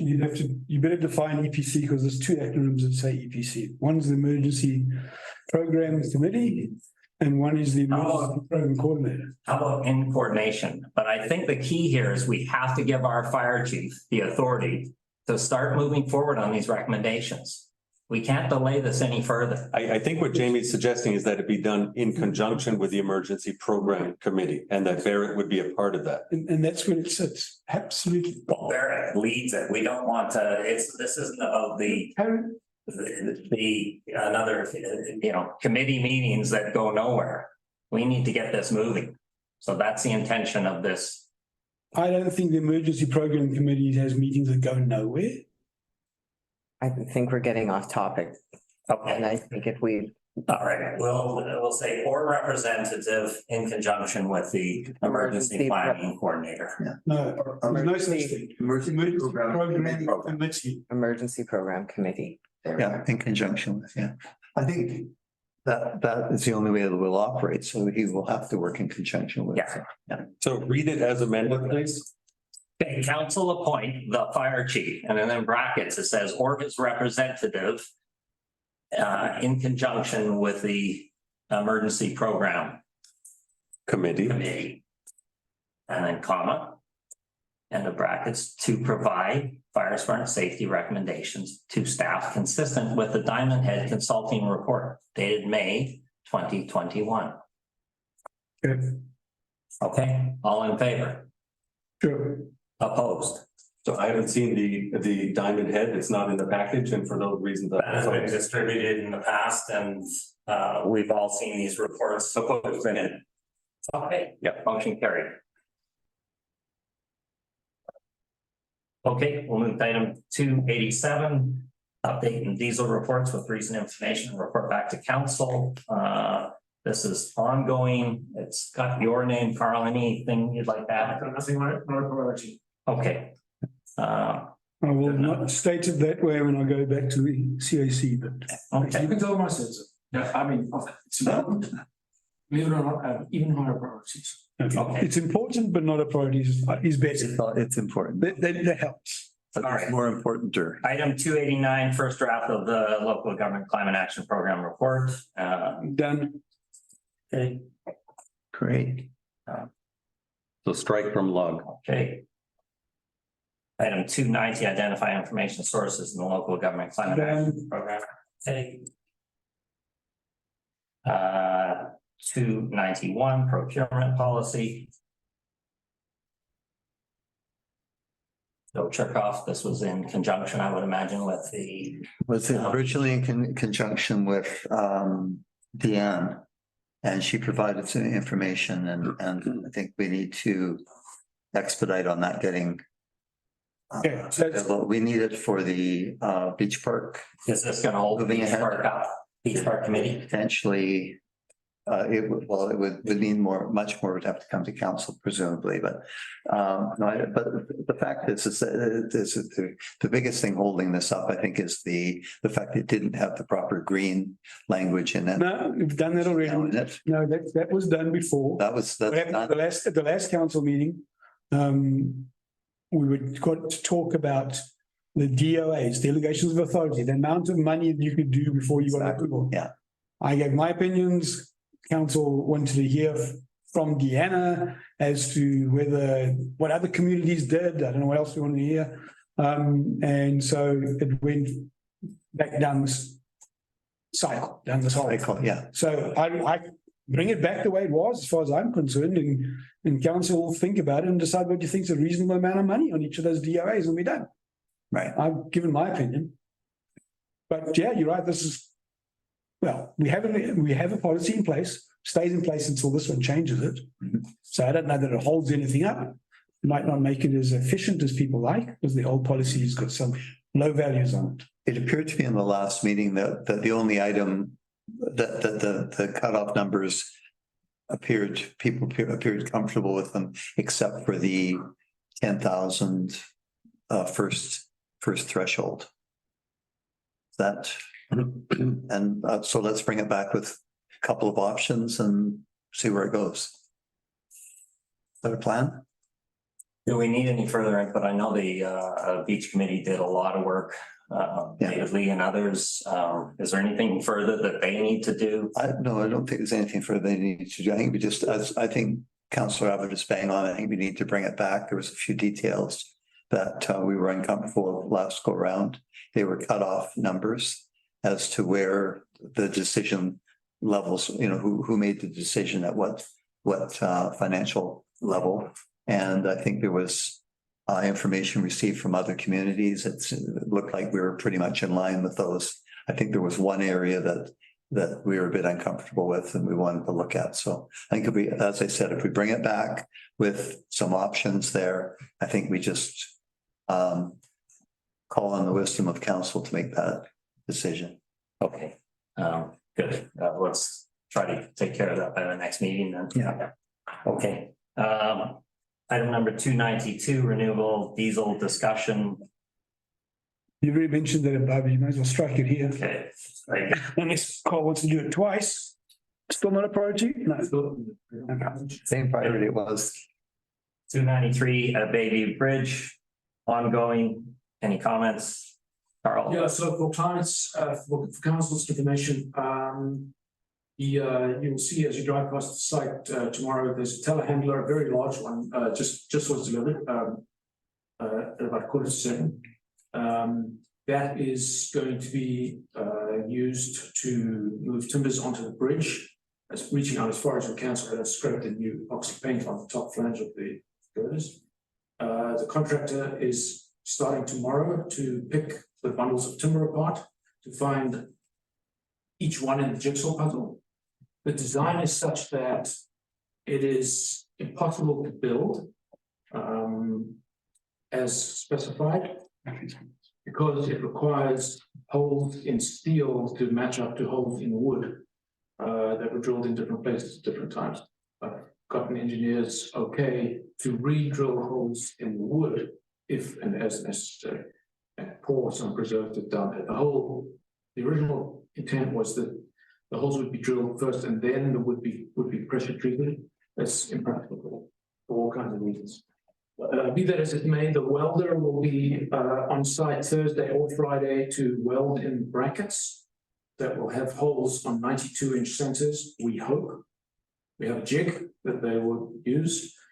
And then we're about ready to start putting the timbers in place. The fasteners have arrived. There was $6,000 worth of fasteners, luckily below the threshold. The telehandler will cost something around $5,000. And also arriving will be automated traffic lights that will be used to control closing a lane so that we can use that as the laydown area for the timbers as they come up from the yard. We picked up our new trailer today. Thank you for approving that cost, which was just over $10,000. It's a very nice trailer. And that will be used to move timbers from the site, from the yard up to the job site. So the short version of all of that is the project is on the move. Good to hear. Great. Is that through the mayor? Mhm. Is that trailer used for moving other equipment as well, or is it sort of being Its main intention is to move the skid steer and the excavator, which both track vehicles and don't have street light Right. distances, to where they need to be in the village. Yeah, Perfect. That's the intention. Great? We're actually considering to actually store the excavator on the trailer, which is not great for the springs, but we can jack it up. Right. We can just get to a job site that much quicker. But we knew that this was going to be its initial use. Excellent. Okay, perfect. Okay, thank you for that, Carl. Okay, item 294, best practices for correspondence communication policies. That was Deanna Campbell, and we have unknown, so We refer that to the new CAO. that's the plan. Okay. All right, I will move to item number 10. Staff, with this under reports, nothing under staff, nothing under mayor. Council updated infrastructure committee, recommendation that council approve terms of reference. The infrastructure committee. Chair of the infrastructure committee, do you want to propose that motion? Sure, I will. I'll just go to the attached to the report. I can just go through the report quickly. Okay. And we can circle back on the resolution. There's two other asks. Sorry, pages out. 51. Okay.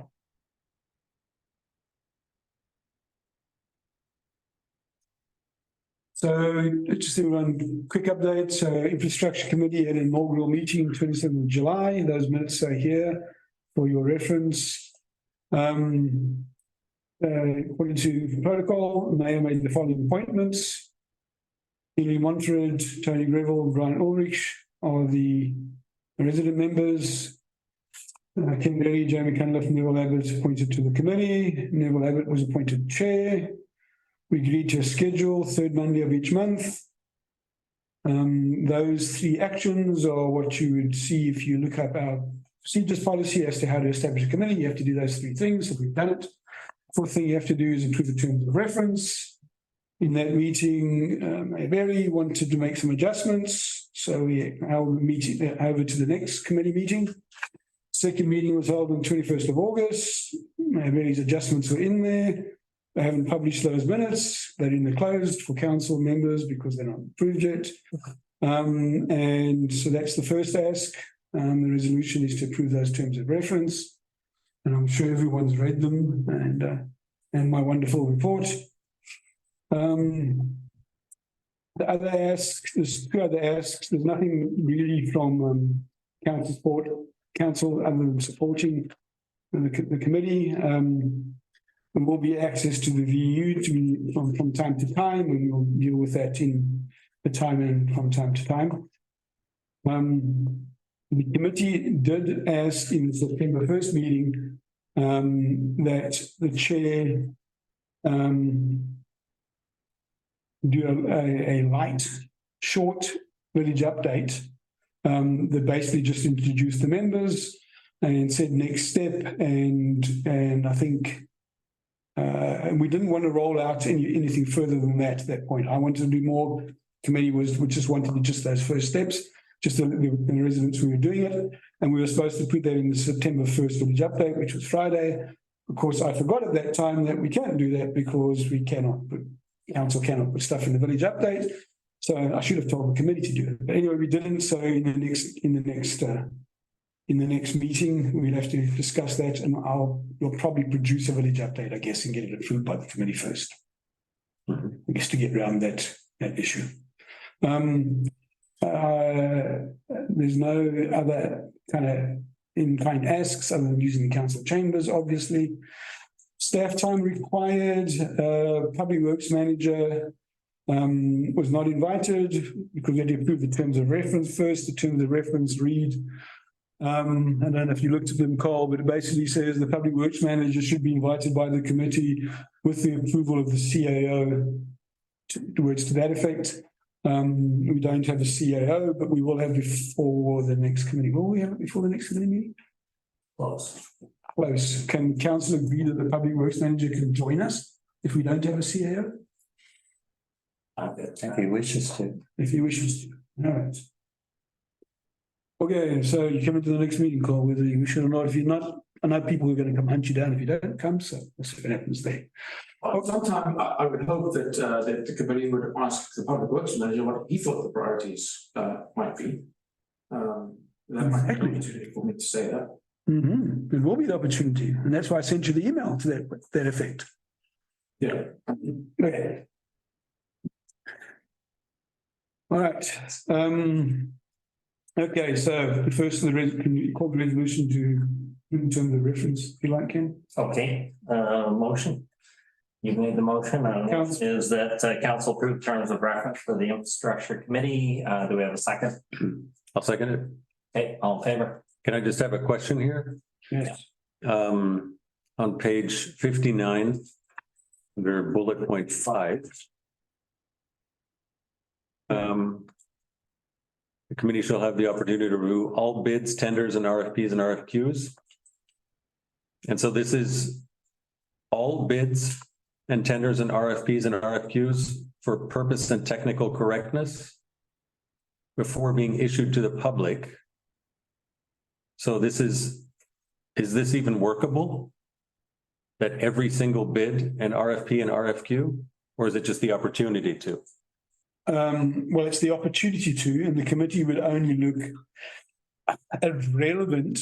I mean, this is about writing the scope of work for the RFP or the RFQ bid or tender.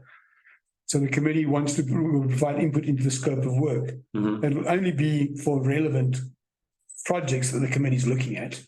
Yes, that word wasn't added in here. And just to be clear, and then it goes on to say, you're probably going to go to this next, are you? Number 6. No, the rest of the paragraph. Yeah. It says all response to the same technical compliance innovation. So just to be clear, the committee is not going to approve or comment on the commercial aspects of bids. That's what you're thinking. That's not their place. Just the technical aspect. The scope of work and the technical aspect. Council get to decide which dollars they want to approve. Okay. That explains it, and that also addresses number 6. Just moving down to point 10. The committee will be provided with and have access to any municipal record that may assist it in the fulfillment of its purpose and mandate. What does that mean? Well, there will be reams of stale projects, drawings, specifications, scope of works, all kinds of things that the committee would need to see Update the infrastructure master plan if there was one. There's a lot of information. So this is, The committee will need, yeah. so this is access to municipal records only and specifically related to the This purpose and mandate. Sure, yes. So who makes that decision as to what is, I mean, I see any municipal records, it's very broad. So that decision is made by a CAO, a request comes in, yes, this is relevant to the. Records that may assist in fulfillment. Yeah. As shown. Yeah, it's all go through the same process. It'll go to the workshop manager and or the CEO. And of course, they will only issue anything that's appropriate. Okay. It reports, I don't know, latest water report, flows, as well as any sort of previous bids or documents. Mhm. All the members have signed non-disclosures or will. No, I hope they have. I don't know if you received, Maria's nodding her head. They have all of them? Did you get 3? Okay. Yeah. You got 3? Okay. Yeah, and there's enough councillors on the committee to, I guess, put their hand up if something is not the view of this committee. Right. There's so many things that this committee might want to see. Trying to define all of them would be really difficult. Mhm. Okay, fair enough. Those are my questions. Yeah. Call a question. All in favor? Yes. Yes. Opposed? Carried. Okay, Clat Building renovation project. Any update from anyone? Running into a September 30th deadline, but there's clarity on what needs to happen ahead of that. Council's received my report before Yeah. the summer recess. I just remind council that we are required by the ministry, the relevant ministry, to have substantial construction start as defined. Yeah. They gave examples, piles of building material, fencing. The sign must be up, the sign is up, unless you can't see it, but it is up. Some demolition. Failing anybody else doing this, I'm gonna take it on myself to go, what is some fencing, what is some sand, what are some bricks? Go and bash a hole in the side of the building. Take a picture and send it to the ministry. Look busy. Yeah. They will specifically say that it needs to have taken place well before September 30th. They want to see a stalwart effort to actually start to spend the money. That's about the level of my involvement at this stage, until I'm instructed differently, presumably, hopefully by the new CEO to proceed with this. Nobody is working on this. So that we don't lose a $500,000 100% grant, of which 40,000 has already been spent. I will, without instruction on myself, to start the project while building the baby bridge and writing the work for. So, Was there a permit pull already? No. That would be something to find out. The design, I don't know. I believe there is a permit pulled, and I was talking to Russ Micklejohn, because I just want to confirm, I think he did the plans. He said the permit's been pulled. Sitting there, so. I've got a question. The last time this came to council, you've got clear in my memory, yourself and Ron Miller and Russ Micklejohn, you said, I'm going to have a meeting. I was going to meet with Andrew Oliver, and Andrew was off on holidays, and then I was off for the summer break. So that is outstanding, but Micklejohn, I did reach out to him. And he said, permits in place, plans have been done, and I think the real question here is Andrew Oliver going to lead the construction management of this? So I think that's the question. Well, somebody should ask him. Okay. I thought he told us no. No, he did not. I asked him that question, but he wasn't available to meet. He said no, he would still consider it. I had heard that I think you had reported or someone else had reported no.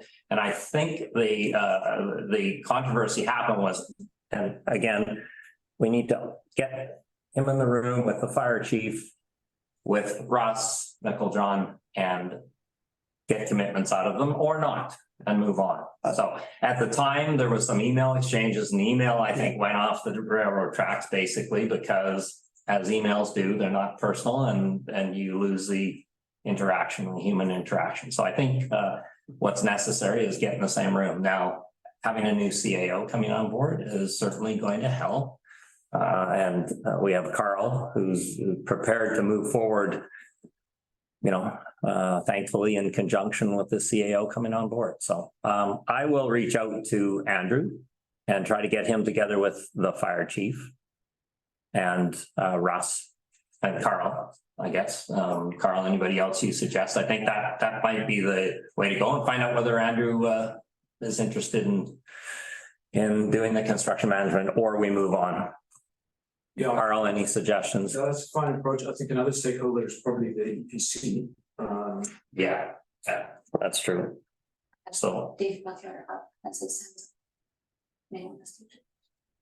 Well, I guess he's gonna tell us whether there's a permit or not. oh, put Dave on. Yeah, that's it. Yeah.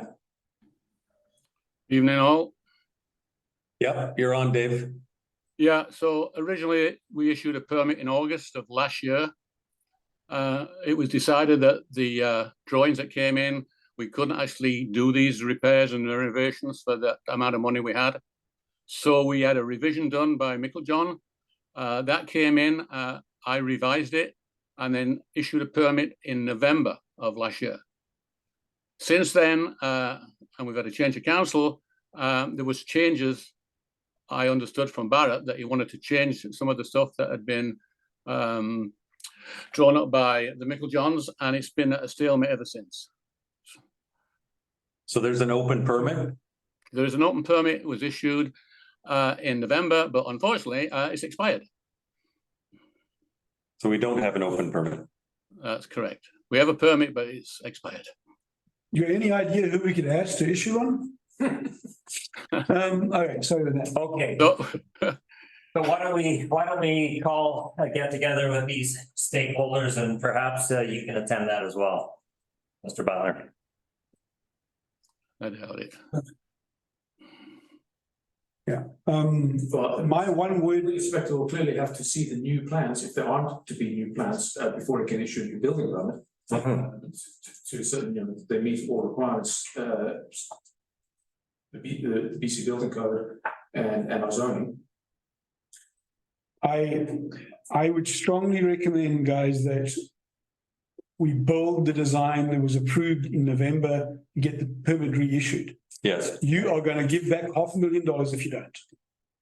and 40,000 of our Mr. own. Butler, can I ask you one other question? Are you able to issue that building permit with this as a commercial project, or Sure, is that? of course you can, yeah. Well, let's get the building permit issued. Mr. Butler, I didn't hear the response. Are you able to issue that building permit on a commercial site? Or do Mr. Mayor, my understanding was that Mr. Micklejohn had been hired to revise the third set of drawings. So it's been at a stalemate.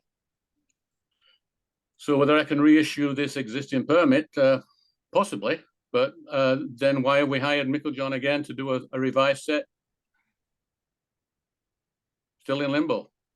Been sat in limbo since February. How long will it take if my understanding is that he's either revised it or has a set of plans? How long will that take, and will you approve those? So what's the timeline on that, just so we can understand? Within a week, less than a week. Okay. So it comes down to Micklejohn getting plans to Dave. And in the absence of doing that, we should just have Dave approve the prior set of plans so that we have a permit that's open and in place. With one wrinkle that the fire chief likes. Right, okay, let's get this group together. I think this can be moved to a resolution fairly quickly just by getting them. So Ken, you will reach out to Andrew Oliver? Yeah, I'll reach out to Andrew in conjunction with, and we'll set up a meeting, find out whether Andrew's on board. And we'll get the fire chief, Micklejohn, and and Phil Fulkerson. Yeah. Yes. We're looking at giving back 40 grand. We need to move this fast. Okay, next item, Yeah. stop signs at railway. We covered that off, Michael, stop signs. Yeah. Okay, committees report on Lions Bay Beach. Councillor Conlon, Councillor Brown. Committee will be meeting tomorrow evening. So I really don't have, they've been active through the summer. The plans are, I think we reported at the council in previous meetings that the construction manager has been determined. The playscape contract has been determined.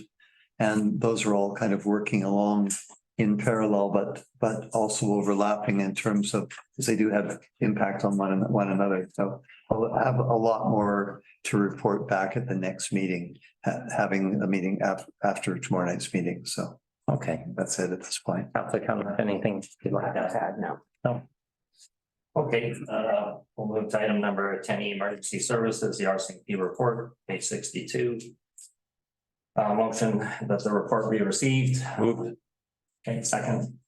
Yes, Any comments? No. No, all in favor? yes. Opposed, carried. Item number 11, resolutions. Yeah, no problem. I'll hand it over to you. Okay, I'd like to move the motion listed on under 11A. And I'll move it. I'll read the motion if that's appropriate, and then I'll speak to it. So communication to the community of Village of Lions Bay and the village update. The recommendation is that whereas Mayor Barry was duly elected singularly as the mayor of Lions Bay on October the 15th, 2022, and whereas democracy thrives in an environment of accurate and timely information, and whereas a community excels in the presence of recognition and support, and whereas the mayor is seen and must act as the key representative and head of the Village of Lions Bay at times of both celebration and challenge. Therefore, be it resolved that restrictions to the mayor posting regular communications in the community Village of Lions Bay village update be removed effective immediately. So that any restrictions beyond what are currently in our communications policy be removed. And so I would move that motion. All right, second. Seconder? Okay, discussion. Okay, do you want me to speak to it, or would you rather? Why don't we start with Councillor Broughton, we'll go to Councillor Abbott, and then Councillor Reuter and Councillor Conlon. You fine with that order? Okay. So I would point out that in October 15th, there was an election where there was one mayor elected and 4 councillors, and the 4 councillors were elected on the basis of hierarchy of votes. And so there is a special role for the mayor, and individuals who did not run for mayor and not be trying to assume those kinds of roles. So the statements that I've made there, the whereas statements, I believe are accurate, and I believe really apply to the Village of Lions Bay. And I'm suggesting that the mayor's reports would not be contentious. They would, I would hope that he would seek, counsel from others to review, have them review the village updates as they come out. But the village updates are informative, positive, and really helpful to the community. I'm sorry, I was just looking for some notes that I made. After the July the 1st Canada Day, there was a tremendous amount of goodwill, a tremendous amount of positives happened through June and into July. And a large number of those positives for the community were not shared with the community. And I just think it's really important for the mayor to be, cheerleader at times, bearer of challenging news at times. But I know that when the village update was restricted, that a good deal of the residents who I spoke to anyway were questioning.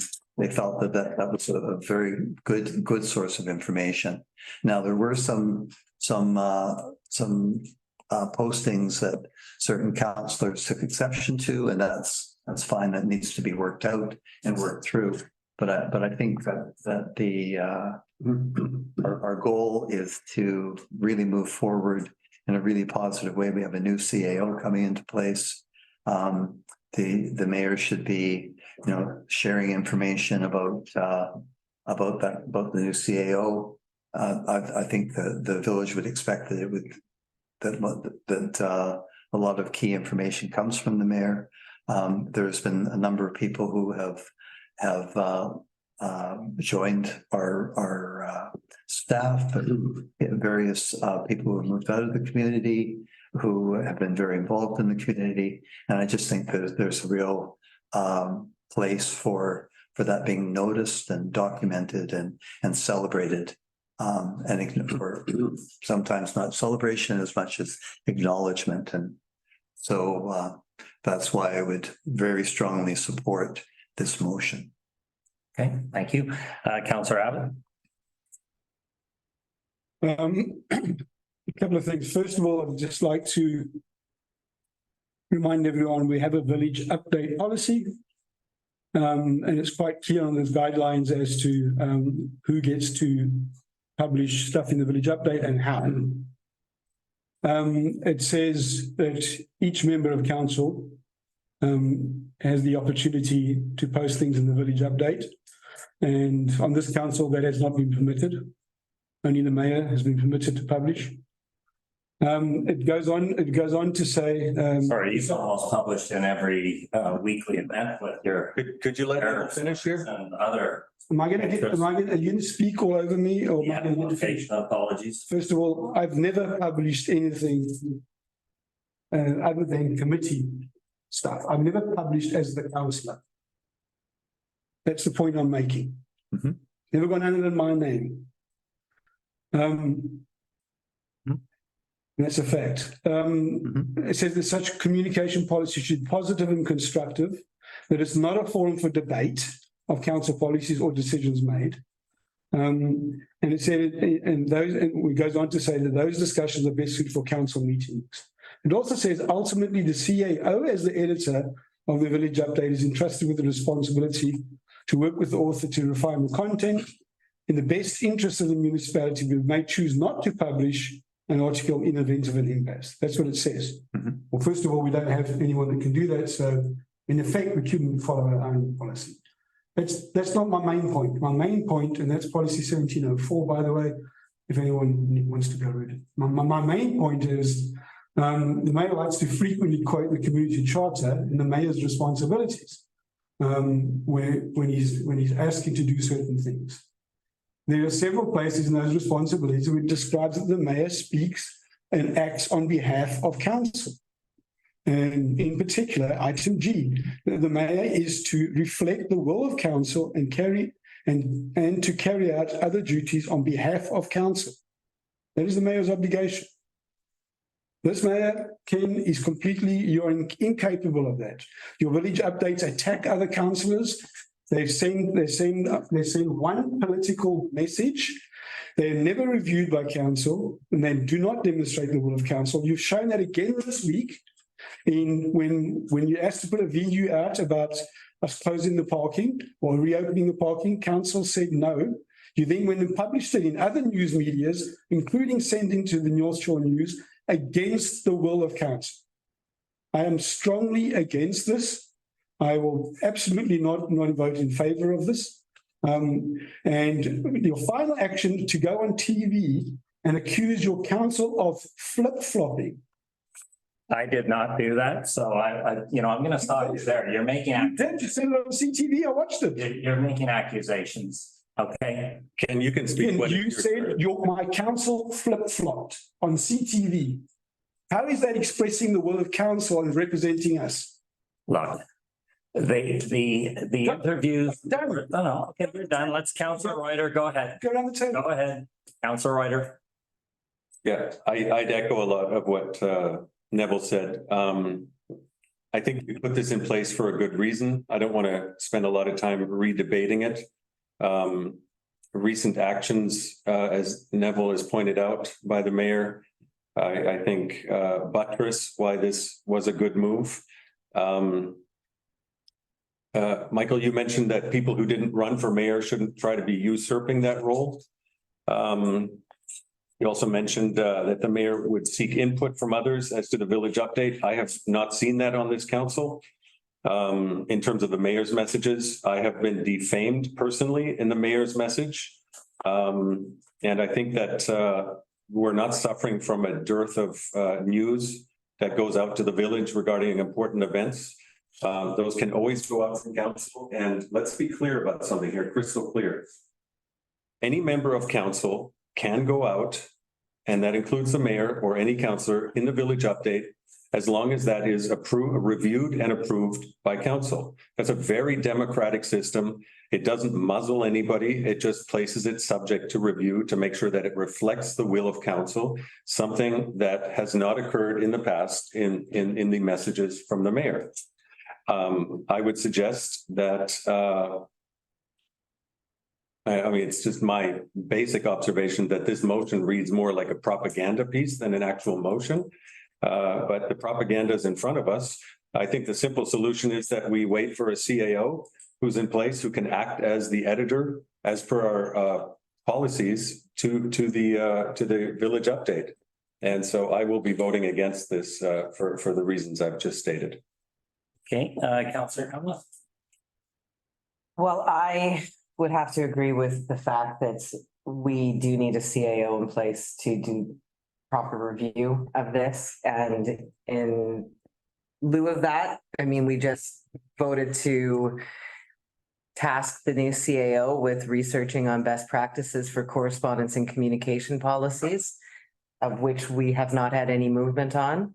This seems to fall right under that for me. So I would look to defer this until we have our CAO in place at the next meeting. Or whenever he can visit it. Which I think it's important that we do, and I can speak to the previous council where council members did take a rotation of putting information and writing pieces, and I think that it was appreciated. It got derailed during COVID, like many things did, and we never really went back on that track. I think it would be a good idea, but I do think that we need to have the CAO in place, which is the mechanism that is going to then avoid a whole bunch of other further debate and discussion at the council table. And I think that the residents would appreciate that, and I know that I would as well. Okay, thank you. I'll take the final opportunity to comment, and then we'll call a question. I'm very pleased that there was an admission that this particular resolution was specifically put in place to gag the mayor. So, you know, that I'm pleased at that. There was some sort of cloaking of this motion previously that it was put in place because of summer session and so on. It was specifically designed to gag the mayor. So I'm very happy with that. I will say that, you know, three items here, well, three items that were, that I would have been pleased to put into the mayor's message. One was the Canada Day address. And I think that's too bad. There was a lovely ceremony held. We had many dignitaries there. I was able to address the village as well as the other dignitaries. And part of my speech was basically on free speech. And, you know, I talked about visiting a number of countries behind the Iron Curtain, where there's a veil and a wall against freedom and liberty and free speech. I experienced this tyranny firsthand. It always made me appreciate Canada when I returned home. Canada is a beautiful country, a country with its Charter of Freedom and Rights and Access to Information and Privacy Acts, all cornerstones of our democracy. And I believe that this gagging of the mayor is taking away freedoms. I had many requests from citizens saying, where is your mayor's address? So, I went on to say the freedom of expression, to choose our own path, and freedom of speech. This all enables and empowers us as citizens, immigrants, and residents alike to fully participate in our democracy on a federal level, provincially, and here in Lions Bay. So we had another circumstance, the gunshots in the village, and this happened 3 or 4 times that I sent to the council information that I thought needed to be delivered on a timely manner, and I could not get a response. So these items, one in particular was the Canada Day address. The other was the gunshots in the village. And that was directly related to, the conservation officer's approach and visiting of us tonight. So I think there is times when the village needs to be addressed in a timely manner, and we've missed out on that. So that's my comments. But look, I am happy that we have a new CAO coming on board. And I think this CAO, much like Anthony Tobin put forward a revision of the policies and procedures of Lions Bay, because we are so out of whack on the British Columbia Charter. Our Lions Bay policies, procedures, and bylaws have been identified as being very weak. And that was identified by our provincial advisor. They say they need to be revised. So I'm hoping that this new CAO will put forward some ideas that council will be able to adopt, because this is the foundation which helps us communicate and helps us take care of the business of the village. Because in the last 8 months, this council has not moved forward. I think, at least I believe, at the pace that we all would like to see move forward. Agreed. We all came forward to this council in the mayor's position because we want to make a difference in this village, and sorely the last 8 months have been very dysfunctional. So let's hope that we can put some foundational changes in place with this new CAO. And we all need to step forward, be open, transparent, and make a difference and do the best for our community. It's a beautiful moment. I think we're agreeing with you there. Everyone's. Yeah. Okay, so those in favor of removing the gag from the mayor? Sorry, are we approving What are you asking for? Well, the resolution? Put a resolution Resolution forward. So before now you- we're calling the question. Calling the questions on resolution A. Is there any consideration of deferring this until the next meeting when we do have a CAO in place? Why don't we readdress it? Why don't we? No, let's vote on it. So, Let's vote on it, and we'll readdress it when the new CAO comes. So all in favor? can you read the You want to resolution? read the resolution? Or refer to the resolution as read, but certainly not anything about a gag. We don't need to read the rest of Basically a it. gag, you admit I think we- it. I'm glad that you did. I think there's been some confusion about it being. In the interest of time, can we just refer to the resolution as you read it, Refer to it Michael, as read. as 11A? No, I think it was referred to as propaganda, and I think that the The resolution, Michael. resolution was. I asked you to read it. Read the rest. My resolution was referred to as propaganda. And so what I would like to do is read it for the benefit of those who may not have heard it completely.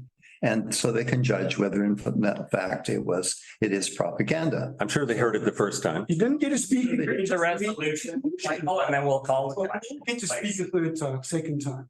Read the resolution, and we'll call the question. Okay, so the recommendation, this is regarding communication to the community village of Lions Bay in the village update. The recommendation was, whereas Mayor Barry was duly elected singularly as the mayor of Lions Bay on October the 15th, 2022, and whereas democracy thrives in an environment of accurate and timely information, and whereas a community excels in the presence of recognition and support, and whereas the mayor is seen and must act as the key representative and head of the village of Lions Bay at times of celebration and of challenge. Therefore, be it resolved that restrictions to the mayor posting regular communications to the community of the village of Lions Bay in the village update be removed effective immediately. Okay, all in favor? Opposed? Opposed. Okay, motion defeated. Okay, we'll move to 11B, noise relaxation request. Alliance Bay House Concerts. Recommendation is that council grant an exception to noise bylaw number 283, 1998 to allow the following events with amplified sound between the hours of 8 AM and 11 PM at the Broughton Hall. And that's the events from October 22nd, November 25th. Second. Okay. Discussion, Question? all in favor? Yes. Yes. Opposed? Carried. Okay, we'll move to item number 13, correspondence. Councilor Reuter, did you pass the torch on this or do you still? I think you're up. I was not aware I was up. You are up. You know. We should make it easy on you and take them as read. There we are, as read. Okay, motion to receive the correspondence as read. I'd like to, yeah, there's some topics in them. Probably some. Yeah. Let's have a motion and then we'll have a discussion. So. There we motion- are. See, Thank it's you read, for your so moved. graciousness. Okay, a second. Sure. Okay, discussion. Will you add some points? Well, I'm kind of scrambling. I was expecting to be read through them. Well, no, you're ready. Okay, we'll go Councilor Reuter, Councilor Abbott, Broughton and Conlon.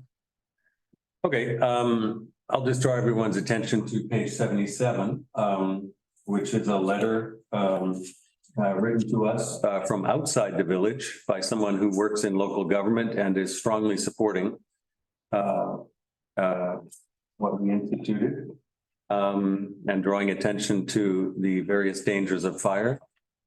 Page 81 is of interest as well.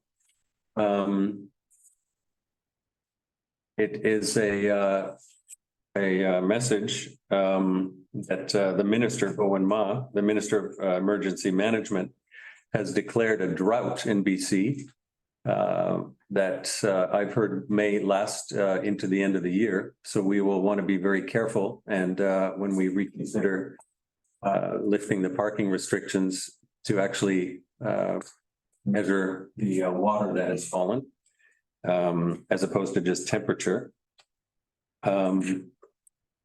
Page 91.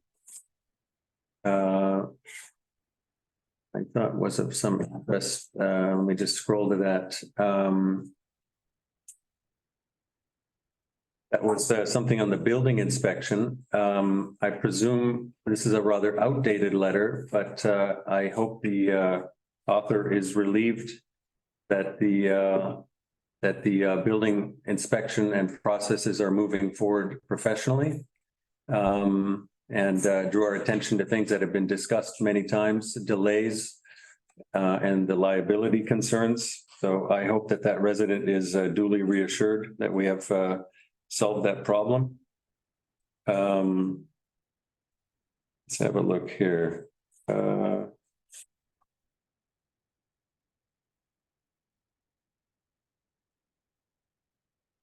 Yeah, let's see here. I think there's one more letter on page 108 as to an issue that has become a little bit contentious. Oh, hang on a second. There's a letter on page 100. Well, actually, no, let me move to page 108, which was again a letter from someone stating support. And I believe it's from outside the village as well. Yeah. Oh, no, it's from inside, but it's a letter of appreciation. And it goes to a comment I made earlier. You know, that I was, of course, speaking to a very specific Reddit posting, and this author identifies it as keyboard warriors, which I thought was rather interesting. But I think it reinforces that we made the right decision in that regard. Those would be my comments on the correspondence. Could I just point out that I don't think it's helpful to identify individuals as keyboard warriors or anything else, and the sort of the nameisms that go on, I don't think are helpful. I think if we can describe, you know, concerns that people have or their behavior, I think that's fine, but the actual jargoning of things is really very divisive. And it's, I think, Michael, we're trying to work to particular counselors and to have events outside their personal addresses, those aren't fair comments. No, We would agree on that, wouldn't we? No, I would agree. Okay. That was, but to use the kind of comments that were made was not appropriate. Okay, I'd like to point out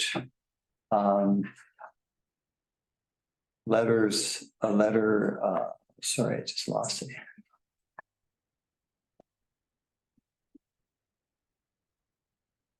Where's Trudy Lucy's letter number?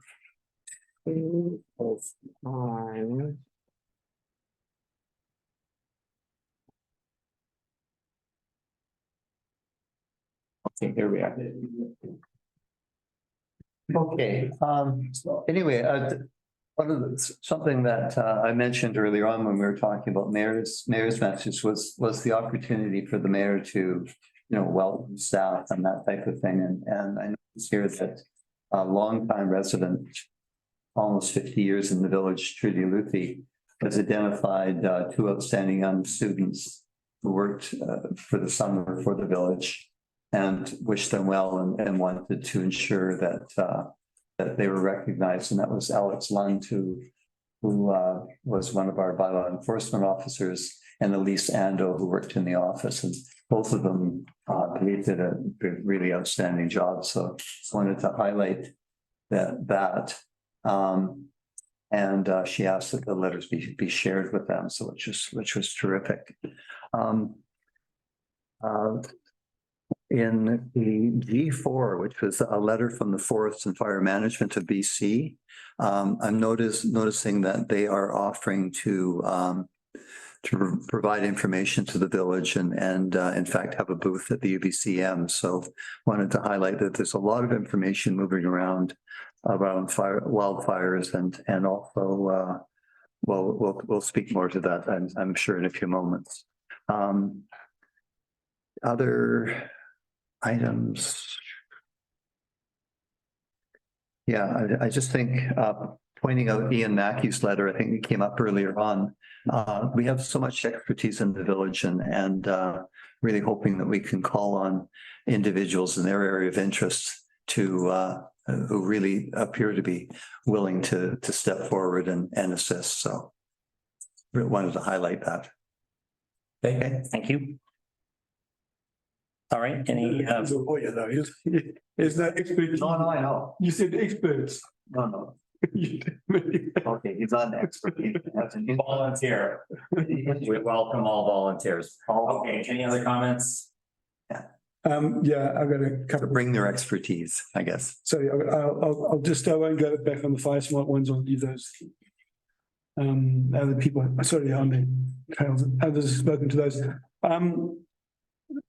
In the list on the table of contents, the last one in non-resident is T.H. Brandvolt. I think that's Therese Brandvolt. She's certainly a resident. Absolutely. So that should be removed. You wouldn't know that, but yeah, Brandvolt's our residents. I just want to touch on a couple. Page 82. This is the page 82 of the agenda, right? It's not the minutes. There's a photos and an email sent to council about a bear getting into garbage. In case anyone's not aware, that is the dead bear that was subsequently destroyed a week later. And this was where it all started. And that's what it is. Bears learn behaviors. They learn behavior in one place when they go look at similar situations. And that's how we get dead bears. So, yeah. And the sad thing here is that it all started with a garbage bin which wasn't properly secured. A garbage bin that wasn't properly secured, which has subsequently been replaced by Waste Collection Services. To myself and Carl's, the workshop manager, we got that done. We didn't go back to that. We just did it. Did we reach out to Simon Gravel when these pictures of this was brought up? It's a letter. No, I think this letter came after. It's July So that 17th. you're referencing that this is what caused that. I'm just curious if we reached out to them and communicated with them and maybe got their assistance or. Oh, sorry, Simon Grell is aware of this one. Yes. Yeah, he's aware of this incident. Yeah, he is. Yeah. And he was aware of it at the time. Yes, Good. actually, yeah. There was another letter in there, page 92. Norma Rogers wrote a very well-written letter that would encourage everyone to read, gives you some background of Bear Smart, where it came from, what it's all about. I would encourage everyone to read that, especially all the councillors. And hopefully everyone actually read it before tonight's meeting. Yeah, that's a very good letter. Gives a very good history. Yeah. Any other comments? Okay, we'll call a question. All those in favor? But we're just receiving. Receiving, okay. See that's read. Okay, anything further, Councillor Conlon? No, just my apologies. I was Okay. not aware of the rotation. All right, under new business, we've got the motion to reopen the Lions Bay Trails. We indicated that we would revisit this on a regular basis, so that motion was to reopen the trailheads by Friday, September 8th. Subject to the input of Southwestern EMCR, Metro Vancouver, and Lions Bay EPC Coordinator, and the Lions Bay Fire Chief. That's your motion that you brought forward, Ken? Yes. Yeah. Second, I'll second that. okay. Discussion. Okay, I'll call a question. Is there discussion? Okay, I'll put down Councillor Abbott first. Councillor Ryder. Cunliffe and Councillor Brown. Councillor Abbott. Okay, I am again not going to approve a resolution that says subject to without it coming back to council. Don't want to go down that path again. So for that reason, I'd be a no. I put forward the resolution and said revisit it today. And every council meeting after that. I think it's obvious why I said we would revisit it periodically every 2 weeks. We're looking for change, and nothing's really changed since Friday. So for those reasons, and on the third reason, of course, is waiting for further subject matter expert. So let's get more subject matter expertise told to us before we make a decision. So yeah, at the moment I'm a no, but I absolutely think we need to keep revisiting this and make sure we pick the right moment because we're only doing it once. Okay, But tonight I'm a no. Councillor Ryder. Yeah, I think it's just been a couple of days since we last had a pretty fulsome discussion on this. I think we've had 0.1 millimeters of rain in Squamish and 0 in West Van, so I don't see anything has substantially changed. We also don't have any of the input that would we might be looking for. So I think essentially the situation remains the same, and that we should. I'd be a no on this as well. Okay, Councillor Cunliffe. I would have to agree with Councillor Reuter and Councillor Abbott. There has been no substantial change. While I was quite hopeful when it was raining the last 2 days of the summer break for the kids, it simply was not enough. And today, when it appeared could have been a rainy day all day, it was 21.5 degrees. So with more dry weather in the forecast. So revisit it in a couple weeks. Okay, Councillor Broughton. I would agree that the situation remains the same, and the situation is that that I do not support this council making this decision per se. I believe that we need to reach out to the experts in this. Our fire chief is the person who we defer to. I think I caused a lot of confusion in the last meeting because I voted to abstain. And my point in that I was trying to raise is kept being referred to as a political decision. And a political decision to me is that you have party politics and you're choosing one way or the other based on a sort of a dogma or something like that. And what I was trying to identify was the fact that we are seeking, accurate information. We brought the EPC bill in, and we brought the fire chief in, and we had the support of Metro, who reviewed what we were doing. And I believe that we made the correct decision on the 22nd of August when we chose to close our parking lots and minimize the number of people going into the watershed. But subsequent to that, we have received information that there should be there are certain criteria that should be used to do that, and that we really need to listen to that. And so I would support the fact that there has been no change since, and actually since our original decision was made in an environment of forest fires all around the province, and really looking for what is it that we can do to try to minimize that. I have heard the fire chief saying that the hikers in our eyes in the forest. Now, whether I agree with all the different statements or not is kind of irrelevant. But the fact is that I think we have certain individuals who are tasked to advise us, that we need to listen to them carefully. I totally support the decision we initially made, and subject to more information. We've now received more information. We're being advised to return the access and reopen our parking. And we have parking issues. We have watershed issues. We have hikers in the watershed issues. We have lots of different issues, but those are not the stated reason for this closure.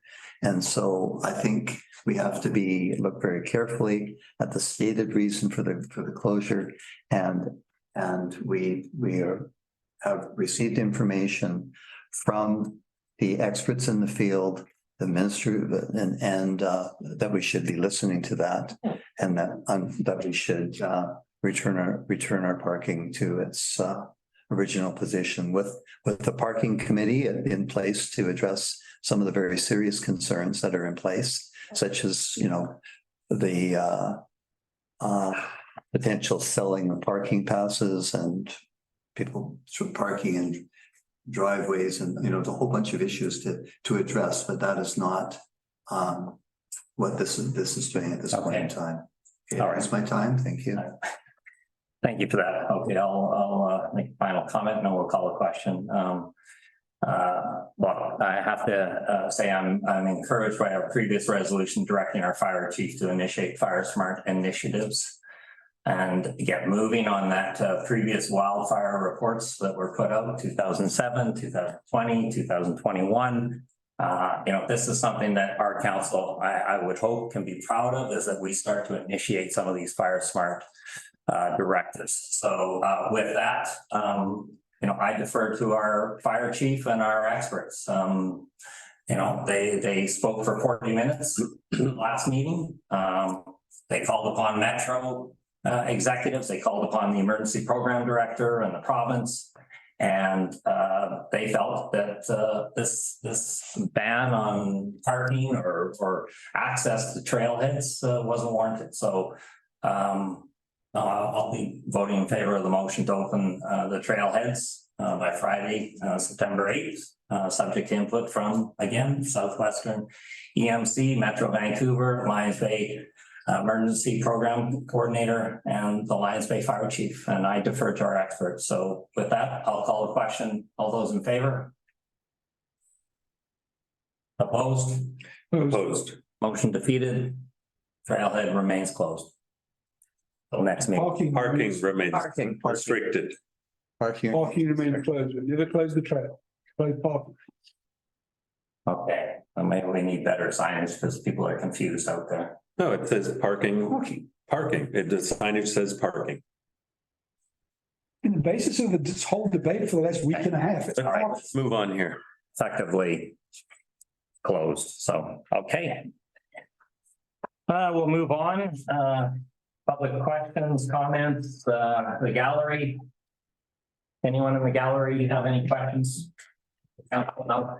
Okay, we'll move to the Zoom portion. If there's anyone that would like to ask a question. Okay, no questions. With that, motion to close off the meeting.